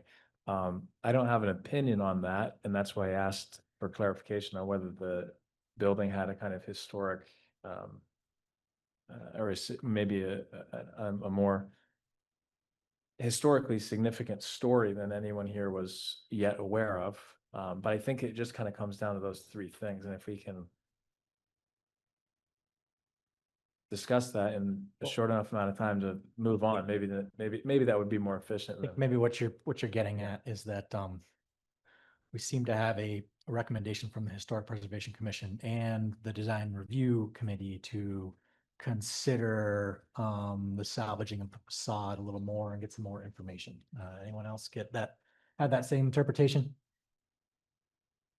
No. It's the question of the board as to whether we should consider asking those questions. Yeah. I mean, I think it's critical that we know what we're voting on. Yeah. And I'm not sure that we all have the same idea of what that is. Well, I don't think anyone's proposing a vote. I mean, just trying to get the consensus of where we're at in the process. And I was just flagging an issue that's been recommendations from the Historic Preservation Commission and the design review about this consideration of the looking into the facade more. And go ahead, Meredith. Just can I sort of paraphrase a little bit? Yes. Refocus a little bit. So, and it's gonna come out as a question for board members.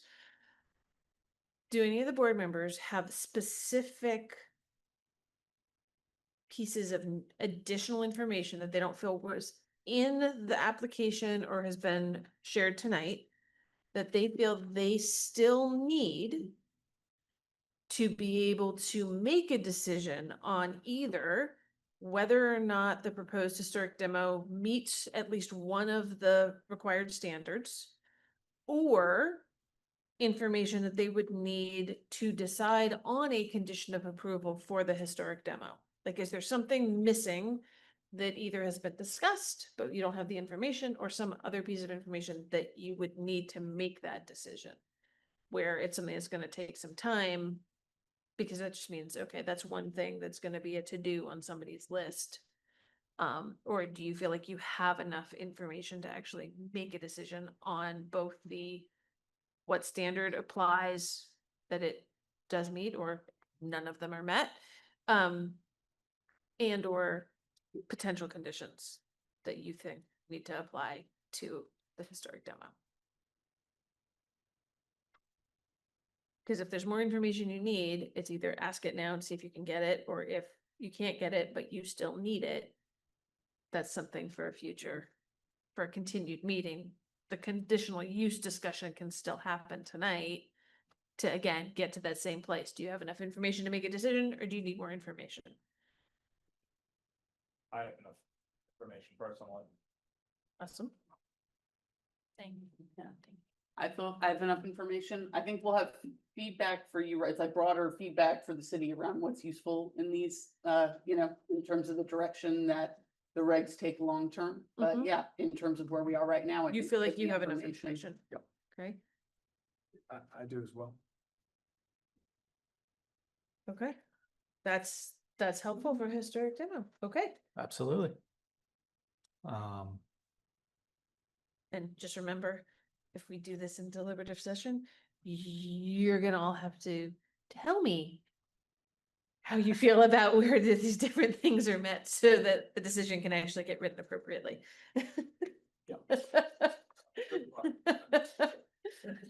Yes. Okay, well, sounding like we maybe should charge ahead and go through the parking conditional use provisions. So, Sorry, before you do that, unless you're gonna go back and do some of the general Yes. 300 Yeah, standards. go You wanna back do, step. okay, you're gonna go back to like the erosion control stuff after conditional use? yep. I was Okay, gonna go perfect. to, Then I'm good. Thank you. start on page 5 of the staff report. Oh. Is where that starts. But conditional use is 330. If you're talking about Um, conditional use specifically. Well, we have general standards, a Okay, yep, couple things perfect. flagged. Yes. So here, there's a proposal to have the partial service parking for offsite uses while the applicant develops plans for a new building. There'll be 18 parking spaces with the extra room left on the site. So just 2 questions here. Is there enough room, for parking, to be used, or for the parking use, to continue during the development of the site? So when you're gonna, this seems to be asking, like, is the parking going to be happening if something gets developed afterwards? During construction. During construction? Yeah, it's sort of a during construction thing. And part of this goes to, Lucky, I think I want to make sure too, the site plans that you gave that had like parking numbers on them all showed the continued parking for the surface parking continuing to be where the existing parking lot is. And so if that was all continuing, would that surface parking use continue while you were building a new building? Or would you end up ending that once you were ready to start building the new building? Because that would, part of the question is because that would sort of extinguish that surface parking use. And then also just to confirm where exactly the parking is happening, if it is in the existing parking area, or were you talking about moving it somewhere else on the parcel? No, the contractual obligation we have with Capstone, those units would stay after demo until permitting's done. They only have a lease until it's the end of the year, November, December. So after that lease and our permits are completed, which they're already aware of, we will end that agreement for the construction period and indefinitely. Okay. So right now it's just utilizing that through our contract period and through the permitting time. So the only thing we'd really change would be removing the building and then adding the proper materials to fill that site in. Okay. So the conditional use for parking maybe only applies until the demolition and grading would begin? If I think he said until they start, so they have permits in place for the new build. So at minimum through the contract that's currently in place, which is through November or December. If there's, lucky, my sense is if there was a delay in the new build for whatever reason, you might theoretically continue those contracts or extend the contracts for the parking if you're not doing work on the site. That leaves that option open for you to have the surface parking use in place. Yeah, absolutely. I mean, we're not gonna extinguish it, or the deal is, or the concept is, we're not gonna extinguish it until construction can begin, because there's a holding cost to the property, obviously, so that assists in the Yeah. holding costs. So if it's approved for February 13th, well, that's, their notice is that day. So one of the ironies of the situation then is that approving this parking lot as with the idea that it will be replaced by a building is going to result in a net loss of parking, off-street parking on Elm Street. I mean, theoretically, based on what Lucky just said, it,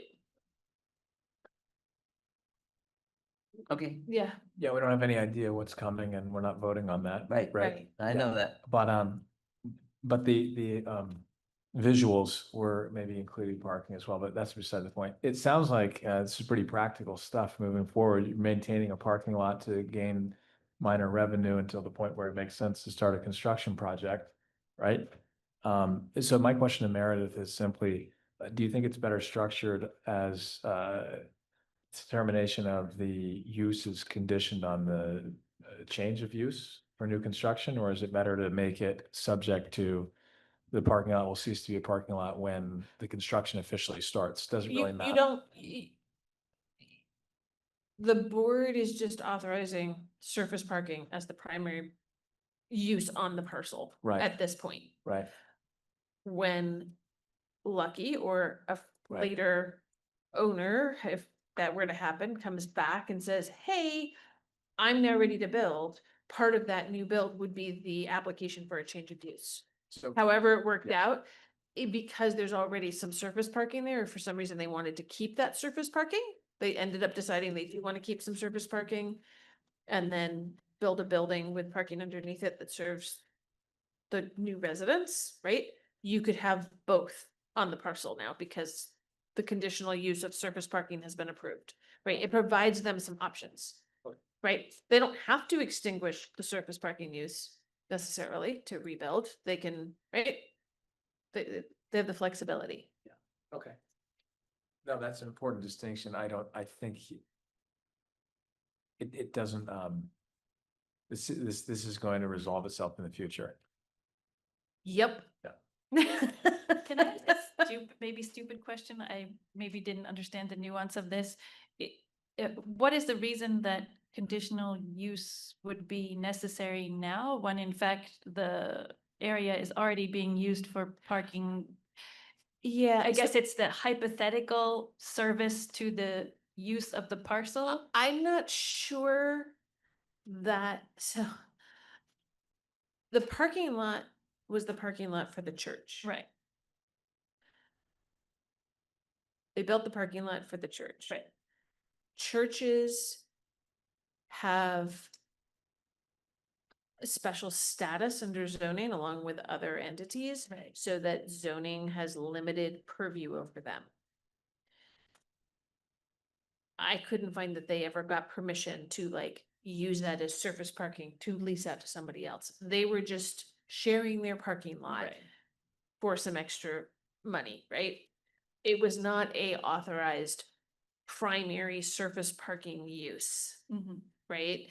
Which So is it what becomes this primary surface parking when the parking is not in service of some of other. the entity. building on the parcel. So this is where the right? demolition becomes tied to the Yes. conditional use, because we're saying there's really no There's no other potential use. use other than. There's no other parking, use because there's happening no there. other And it's- structure if the demolition. is Right, approved. and it's my being strict about what's happening here, Thank you. and also because, and Lucky, this is nothing about you and your feasibility and anything, there is absolutely no guarantee that the new build will happen. We currently have a gravel parking lot next to the Pavilion Building on State Street that is in front of the former Thrush Tavern building, that there was a permits got issued to build a brand new building there, and it just never happened. And the way the permit conditions were all tied in, they didn't then have to come back and make that a parking lot that actually complies with DPW standards and everything else because of the way things were written. And so it's just a gravel parking lot with concrete barriers, and it does not fit in with any other So would parking. that be a logical condition in this case? To, That would to be safeguard- why, that would be why I proposed Right.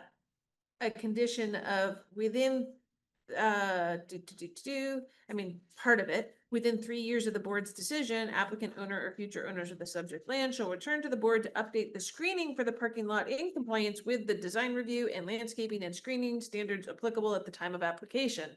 And that's a, one way or another, you're either coming back because you've gotten a new permit to build and you're putting in appropriate screening and all those other things, or if it's still just a parking lot, we're gonna make you put in more screening than we authorized here, right? If they're proposing to build a new building, making them put a whole bunch of screening and plantings between that potential building site and the road doesn't make a lot of sense.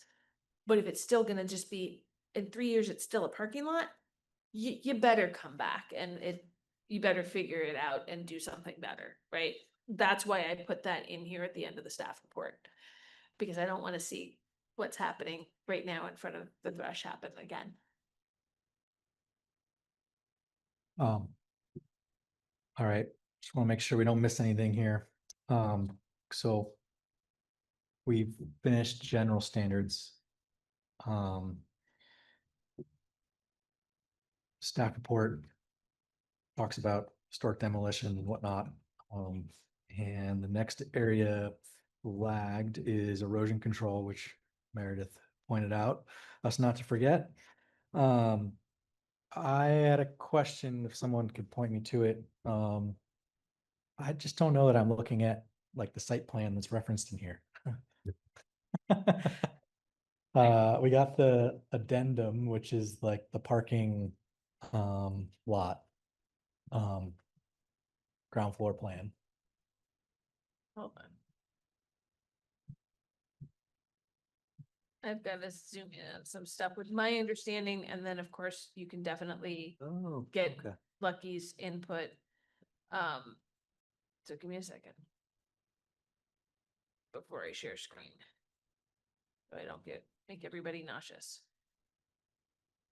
And Lucky, correct me if anything of my understanding here is wrong, because there was a lot of documents and I've reviewed things multiple times as I was working with your staff to help put this together.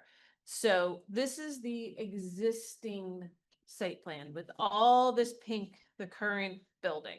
Okay, this is the whole current building. There's some green space here up front.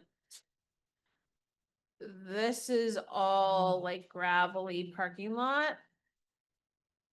The sort of blue and gray dots. And there's also some sort of hardscapey stuff around here. It's that the front is kind of a mix of paths and green space. Then the second one of these like plot plans shows basically the proposal is just hardscape everywhere that the building was, as well as all the existing, right? And it's gonna get filled in where the building was and all be kind of level to the existing grade if you filled in the basement space. And in general terms, they're showing some plantings here along the edge. A different site plan has more detail on the plantings to provide some level of screening between where the building was and this new space. Or the next building to the north. So then they have a different one that's based on it, that's shown on a survey.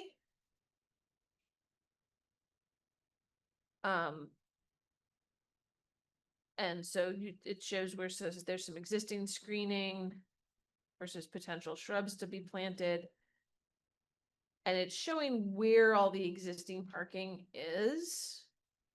And I assume, and Lucky, it sounded like you clarified this, the area that's going to be used for parking is going to stay the same. So if you're still going to use these spaces for the parking, it's just that this whole area, these buildings are going to be demolished and brought to grade. Correct. And so my thing about the erosion control is that if these are brought to grade and then it's just sort of gravelly hardscape, that's not really dealing with potential like runoff from that, if we're talking about the erosion control, or even just dust. And it's also, I don't know what kind of fill you're using that would be, because you're gonna need to be able to put in new foundation supports, things like that. My question was whether or not this should all at least be seeded as a erosion control matter. So there is another similar site plan using the same survey as the base. And so it has these arrows on it, which is showing really the stormwater flow. And it has some elevation data on it. That's what those numbers are. Those are the 1 foot elevation lines. It's just, it doesn't come out very clear. Is that a proposed or existing catch basin there in the? It's existing, so everything's just going to drain exactly where it is. I mean, 90% of the roof drains there already, so the impervious surface will stay the same. It's just now, driveway plant mix. So that's the proposal, is this will all be hardscape, just sort of like gravel surface. And so the water will continue. So it's kind of a mishmash. I'll agree, of a existing and proposed kind of shown together. Yeah. You sort of have to look at the 4 different ones together to get a sense of what's happening. Yeah, so are you showing proposed grades on this? Those are existing grades now. Okay. So then we'd be matching that grade, the grades across, going to the catch basin. So this application isn't proposing any grading, it's just demolition and Well, then and filling in of the basement, filling in the basement. right? Otherwise you have a big hole.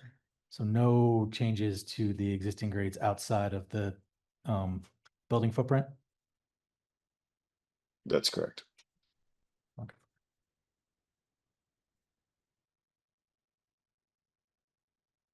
Can I ask a question? Yep. Lucky, what do you think of Meredith's suggestion of using seeding the footprint? I mean, it would just change the material we have to put down, and then it would change the maintenance. I mean, now we'd have to have somebody, mow it and work with it, and it would be the same runoff per se, because it's all sloped. I don't think it's going to change much personally. But I mean, if that's the condition, then that's what you'll get.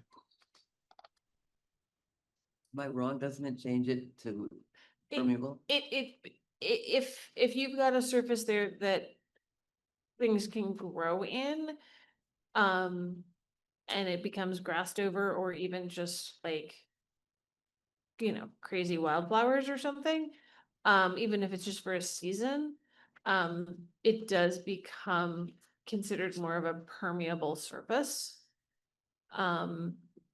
Because you're gonna have more water infiltration there than if it's like a packed gravel. But will Packed that affect, gravel. I'm Go sorry, ahead. will that affect the next permit that I'm changing the previous impervious surface to pervious and then back to impervious?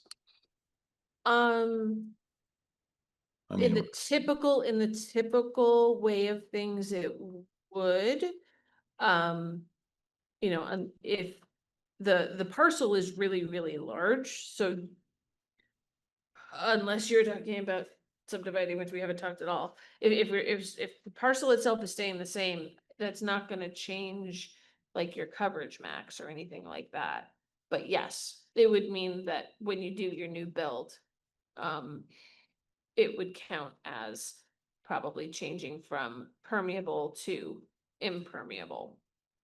And so depending on the size, and where everything falls, it might trigger a stormwater plan. The board has some leeway to decide, like, or even just say, as long as the application comes back within X number of years, we'll still consider all of that area to be impervious because it hasn't had time to have root systems work their way down X or Y. You could put that condition on and a time limit, but if it then stays, if something happens and nothing happens on this parcel for 5 years, at that point, it's impermeable. You have a lot of stuff growing there, right? how about, could we, Or pervious, not impermeable, sorry, could right? we, could we reverse it and say that if nothing happens in 1 year, we change it to grass and seed, just so we're not doing, because I mean, I am ready to move forward, so I just don't wanna.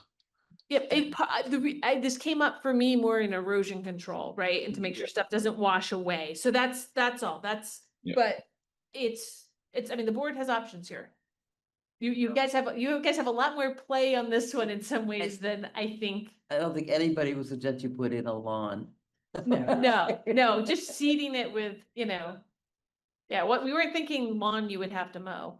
I Which I just have wasn't. 2 questions for you, Meredith, and they're both, the next, they're both related. The first one is, eh, if it was just filled with gravel or something, Mhm. right? Now, can we call it a permeable surface? It's an impermeable surface if it's filled, right now it's impervious, I right? mean, It's like, got a building on it.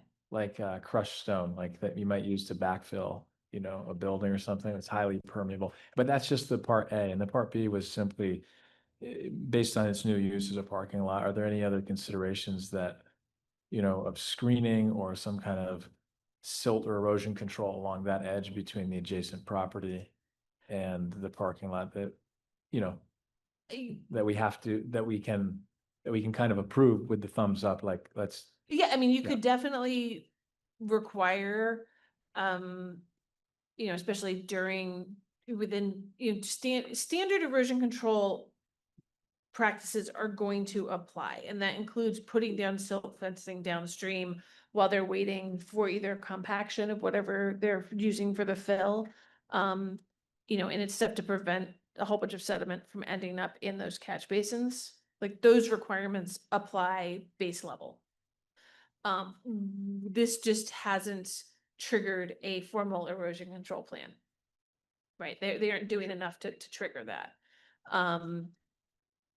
So, if Lucky is saying, yes, I agree, then it could be a finding of fact of, yes, they've agreed to apply the standard erosion control practices.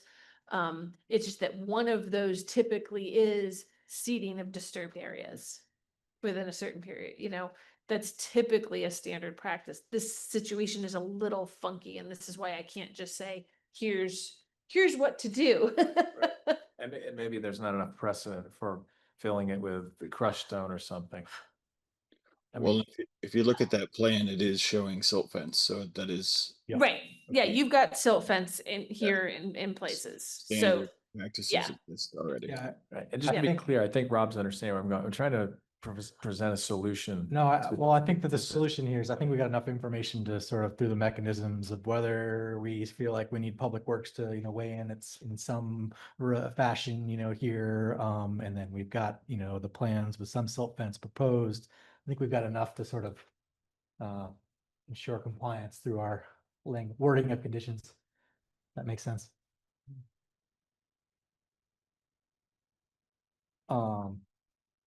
Okay, so stormwater management, I'm seeing no real changes other than, well, maybe, yeah, the building might change the direction a little bit, but not really You mean removing the building? removing the building may, Yeah. It's just because it won't flow off in the other direction as much based on the roof pushing it. Yeah, I Yeah. think that one's fine. And I think that ties into our previous conversation here, about temporary measures and addressing how long maybe hardscape or grass or what triggers what. So that will move us on to stormwater management. Good.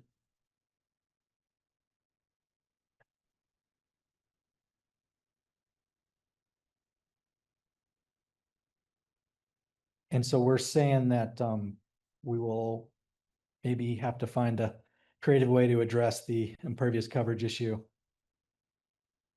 Question, not issue. Potentially, Um, it's, if you require that it be grassed over, the question is, how does that affect future Right. development? right. Okay. Um, so, I mean, the conditional use for parking, I think, as Lucky testified to, it's not really changing much from its current use. I think also testified there's no plans to make this like a public, metered, parking lot either, which I think is important for our evaluation. Any board members have any concerns or questions around, vehicle access and circulation? Nope. No.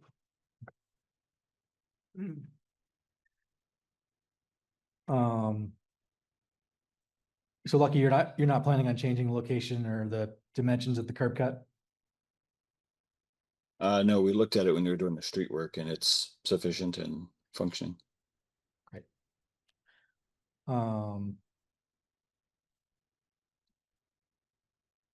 So no changes, there. You have a snow storage plan?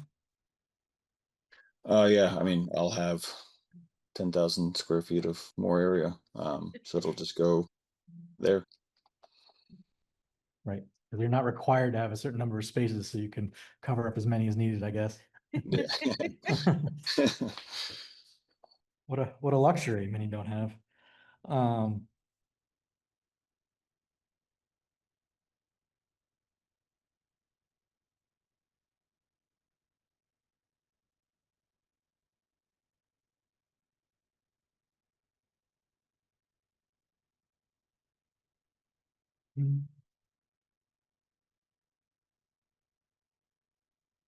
So we currently have 18 parking spaces. I think as discussed, you don't have any needs or plans to change that number? That's correct. It's currently under a contractual lease, and then we won't require that through construction. And is there currently designated ADA spots as shown on your exhibit submitted with the ground floor plan, or is that a different layout?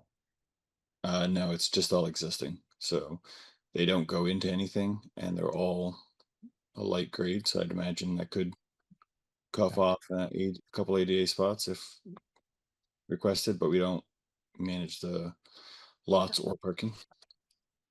Okay. Um. New parking spaces. Bicycle and pedestrian access. Not seeing any notes here to flag our in-house expert. It's pretty straightforward. Yeah.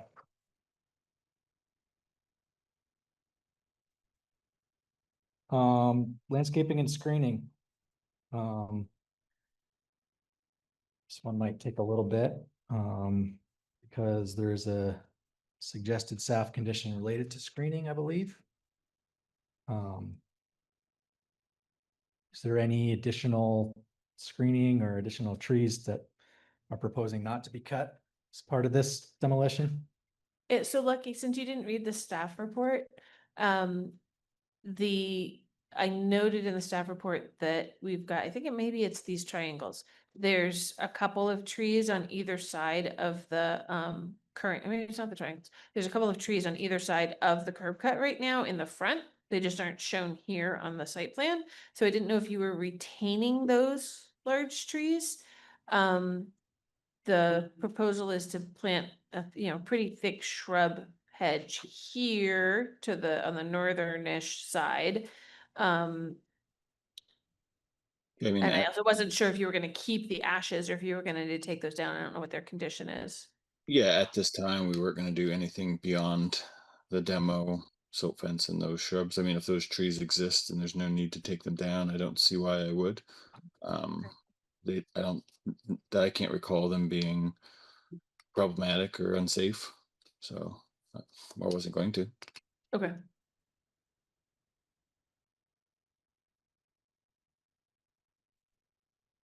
So- Okay.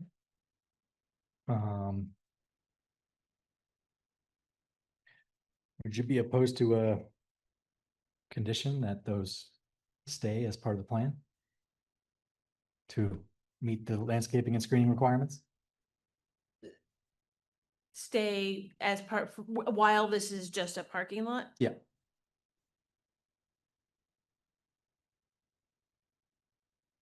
Board members, I'm just posing the question. That was a question to Lucky, right? That was a question to Lucky, so Oh, sorry, I didn't. Sorry. Yeah, Yeah. no, I love it. They'll stay. great. Okay, so what that means is if in between, if there's a delay in you proposing future development and the three ashes along this property line or the two big trees out front, if they just die, you'll have to replace them. Okay. Okay.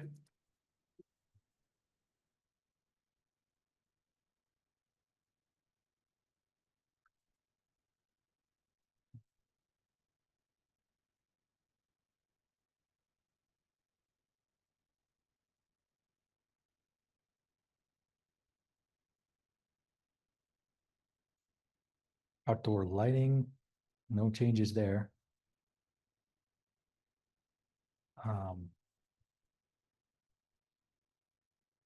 So finally, the conditional use standards.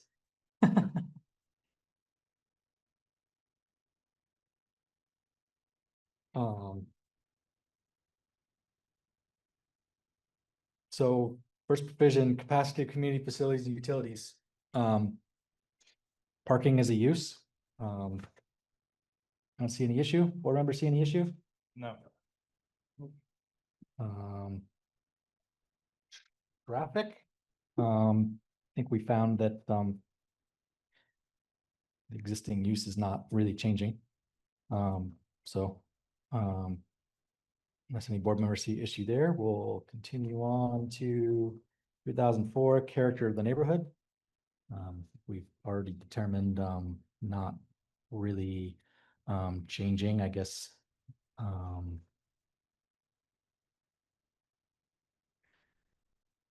Any issues from board members have flagged with that?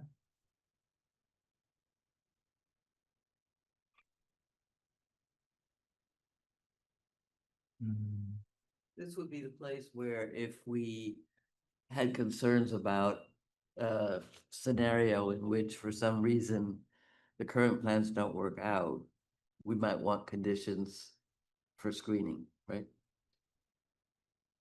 Or to make it more of a neighborhood amenity. Yeah, you could, that might be this would be one place to do that, yeah.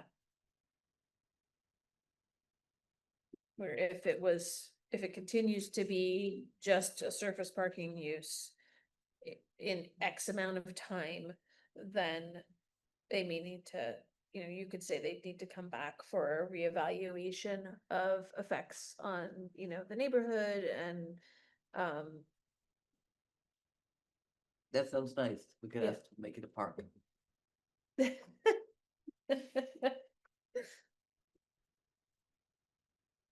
but that's up to the boards. Although if the mandate is to maximize the perception of open space, we're on that path.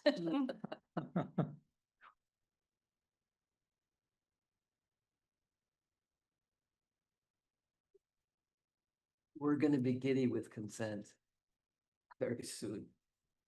Giddy with consent. It's 9:15.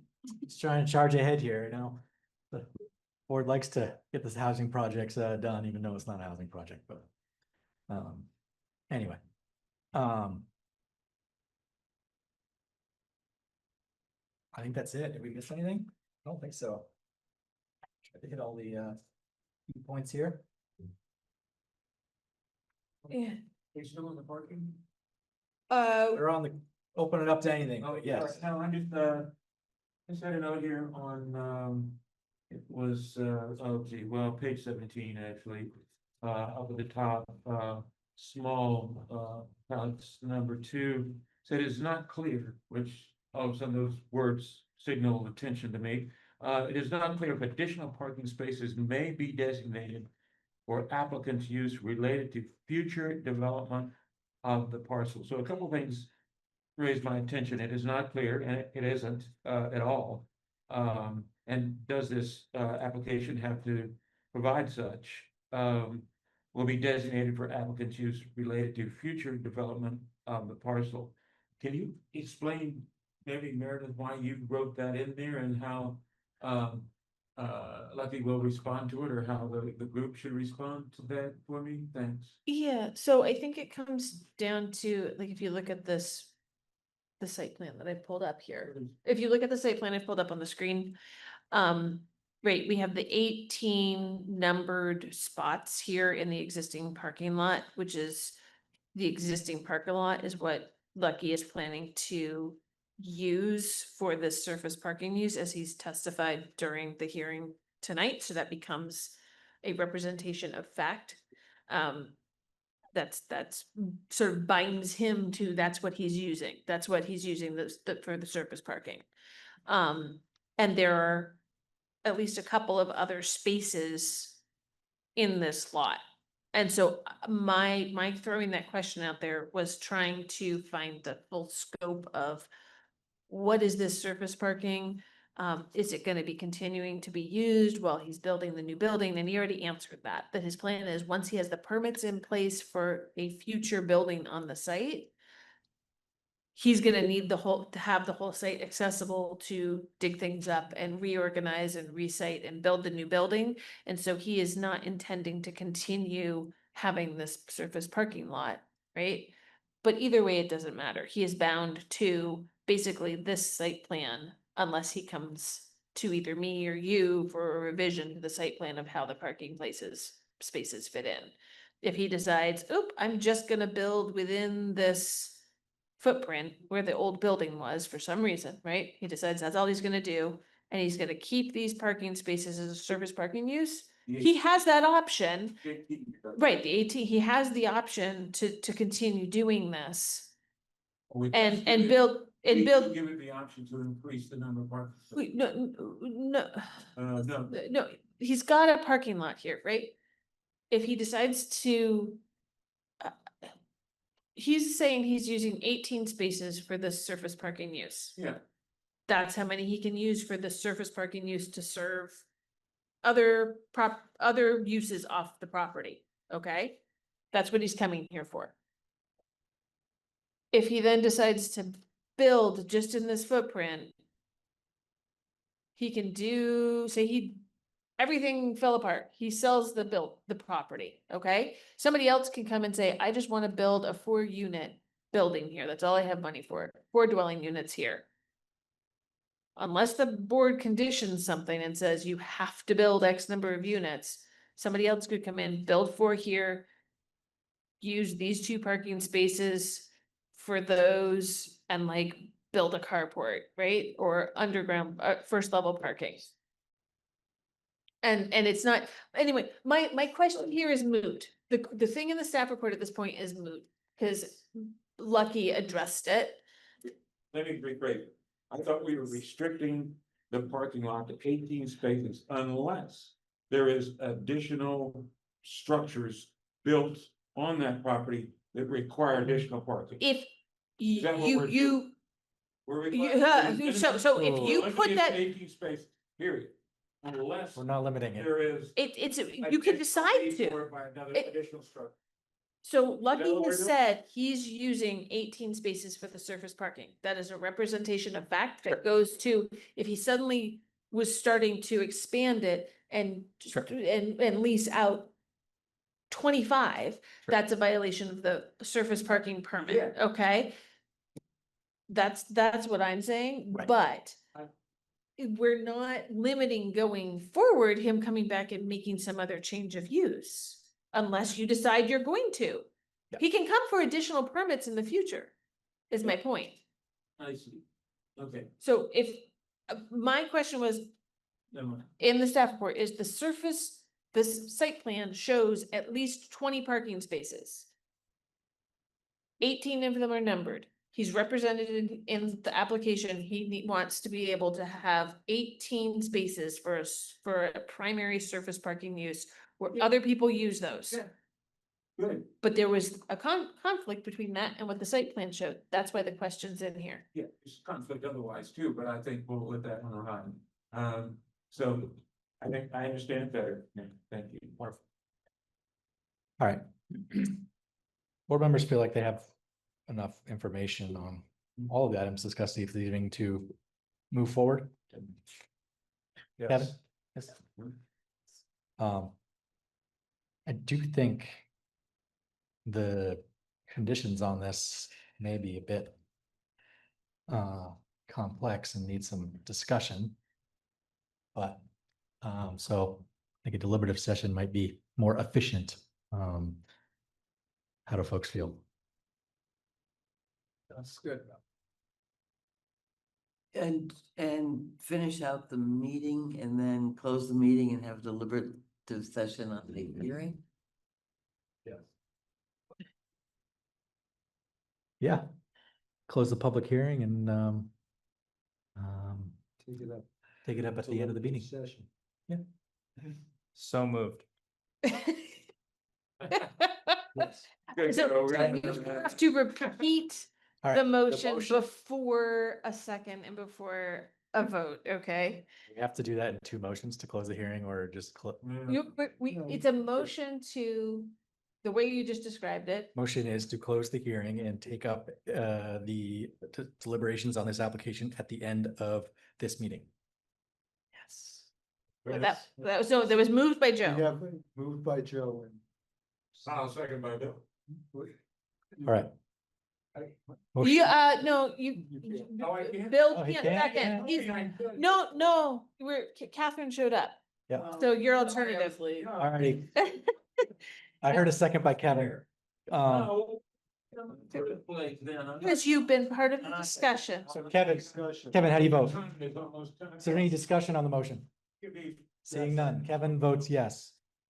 Catherine? Yes. Brian? Yes. Elvira? Yes. Alex? Yes. Joe? Rob, the chair votes yes, that is 7? Hey. Yeah, 7-0. Wow, 7 votes. Fine, but that's. Okay. Okay, wonderful. So we have the minutes from, go ahead. Yeah, minutes and annual election of officers before we can Yes. close the meeting. Hold on, Minutes from am I done 6 here? Sorry. Yes, Lucky, you can, I you want to can be done sign too. off. I want to be done too. All right. And there will be a written decision at some point, but you can touch base with me tomorrow. I can at least tell you if they voted, which it sounds like they're going to. Okay, well, thank everybody for their time and energy on this. Thanks, Thank you, Lucky. Lucky. Have a good evening. That's important. Thank you, Bob. All right, we do have to do these one by one. Minutes from 6/29/26. Minutes from June 29th. They should be in your packets. Yep, they are. I make a motion to accept. A second. We have a motion by Kevin, second by Catherine. All those in favor say aye. The minutes from July 6th. Move to approve. Motion by Alex. Second. Brian, you were not there. It's okay. All right. You don't, As long as he's read them. yeah, if you read them and for Motion typos, by it's okay. Alex and second by Brian. All those in favor say aye. Aye. All right. Wonderful. On to the next order of business, which we moved number 5 down to be number 9. So which is the annual election of officers, the chair and the vice chair. We're still in open session, right? We are Yeah. still in open session and we will be until the end of this meeting item. I'll stick around then. No, Who's volunteering? All right, so who is volunteering? We'll start with Start with. what's a better way to start with the chair or the vice chair? well, what are you had I said previously what you were willing to do, but I don't know if everybody here heard that before. No, I just, as far as the I would order. start with the chair. Start with the chair. And I think we should make this something that somebody wants to do. Yeah. I mean, who would like to be chair? Or who is willing to be Okay. chair. That's better phrase. Remember, you Um, take me as a bit of a backstop. Bob, you're I not- take time. I would say. You're that, relinquishing your position as chair? I'd be happy to let someone else have an opportunity. I As think you're said. doing great. And Yeah. and to I would also be happy to fill the role as the vice chair happily. And I think it's very important for the longevity of the board that we do try and rotate the positions around Yeah. for diversity. Agreed. So yeah, that's my suggestion. And I'll note too, just given you're willing to be vice chair, I wasn't planning to put myself forward again because you probably noticed I've been virtual a lot. My husband has to travel all the time and I don't really love, or I have been willing to chair when Rob's out virtually, but it's not ideal. It's better for the chair to be here in person. So. I nominate Meredith. Yeah, no, not somebody else not be possible. administrator and No, give me no, the chair, and no. I- Yeah, no, my position's paid. Oh, that's right, shoot, Sorry, I take this as a job. This is unfair. We used to get $50 a day. I was- And I don't live in, I don't live in Montpelier. I don't live in Montpelier. So does anyone else feel like they have the capacity to? Well, you indicated that you may not love the idea, but you don't hate it. Very recalcitrantly open to considering it with Good enough. extensive hand holding. I think that, well, for one, Meredith will keep you on your toes. That's extremely reassuring. And Regardless of I'm my willing- role here. I'm willing to be a very active, vice chair and help out. That's what we need. with preparations and maybe continue our initiative to diversify the workload at meetings and whatnot. Good. And yeah, whatever initiatives the chair wishes to push forward, I will be at your beck and call. I want to say too, Elvira, you've only been on the board a short time, but you've been so thorough and always come so prepared to the meetings. And I think you do an amazing job as chair if you're willing to do it. I mean, considering that I'm even hesitant to like put forward a motion, it's a bit of a leap. Well, But As the chair, you don't have to put forward any motions. that's a good point. Well, in the interest of moving along, I nominate Elvira to be the chair for the next year. I'll second the nomination. Usually we ask for yes, an acceptance of the nomination before the vote, just to confirm. With the conditions of epic hand holding, and just general support on record, I accept the nomination. Congrats. My wife will be so happy. So there needs to be a vote. All right, so should we do a roll call vote? No? Yes? All those in favor of electing Elvira as the chair until August 2027? Say aye. Aye. Congratulations. Thank you. Then I Question would mark. also nominate Rob to be the vice chair. for I'll the next year. second that. I accept. With In your last official act as chair, Call vote. call the roll. Call the No, roll, yeah. Actually, that raises an interesting point. Shouldn't the existing chair remain as chair for the open application? For deliberative session, he'll still be chair for that, for the discussion. Because he chaired the hearing, so he'll still sign that decision. Okay. Right, Yep, that's one reason we made sure that yeah. we that's didn't good. suddenly switch chairs just before a new Okay, so application. Yeah, One more decision, Rob. so Kevin, how do you vote? Or unanimous, or you didn't do a roll call for Oh, the didn't do- didn't do- chair, so you can funny just. things happen at times. Joe called a roll. I just, someone called a No, I roll. think- No, vote. Call the vote. All those in favor of electing Rob as the vice chair until August 2027? Say aye. Aye. Thank you all. Yahoo. Wonderful. I, with gratitude for your service in the role as chairman. Thank you very much. Uh, Thank you for stepping up.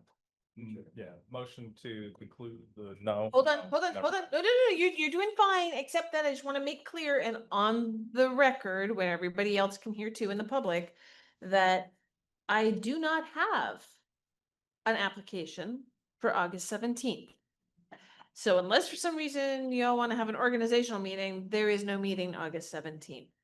I will know by the end of this week if I have any applications for the first meeting in September, which is actually the Tuesday after Labor Day.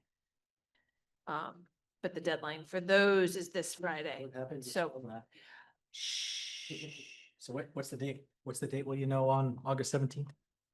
Or What? do you already know? No application? No, I just, yeah, I would have had to send out the public hearing notices on that to last week, last okay. Tuesday. So there's nothing for August 17th. So there's no meeting. So because the first Monday in September is the 7th, which is Labor Day. The next meeting will be September 8th. Tuesday, September 8th. All righty. And I will be out of town. I'll bet in that. Okay. All right, so motion to conclude the public hearing and move to deliberative session. Awesome. Can we have a 5-minute break? Yeah, absolutely. Yes, please. Absolutely. Okay, so sorry, Joe moved. Who seconded? I'll second. Okay. All right. Any discussion on the motion?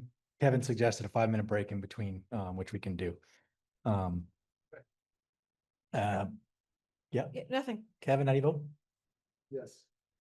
Catherine? Yes. Brian? Yes. Yes. Elvira? Yes. Alec? Joe? That's Rob. Chair votes yes, that's unanimous.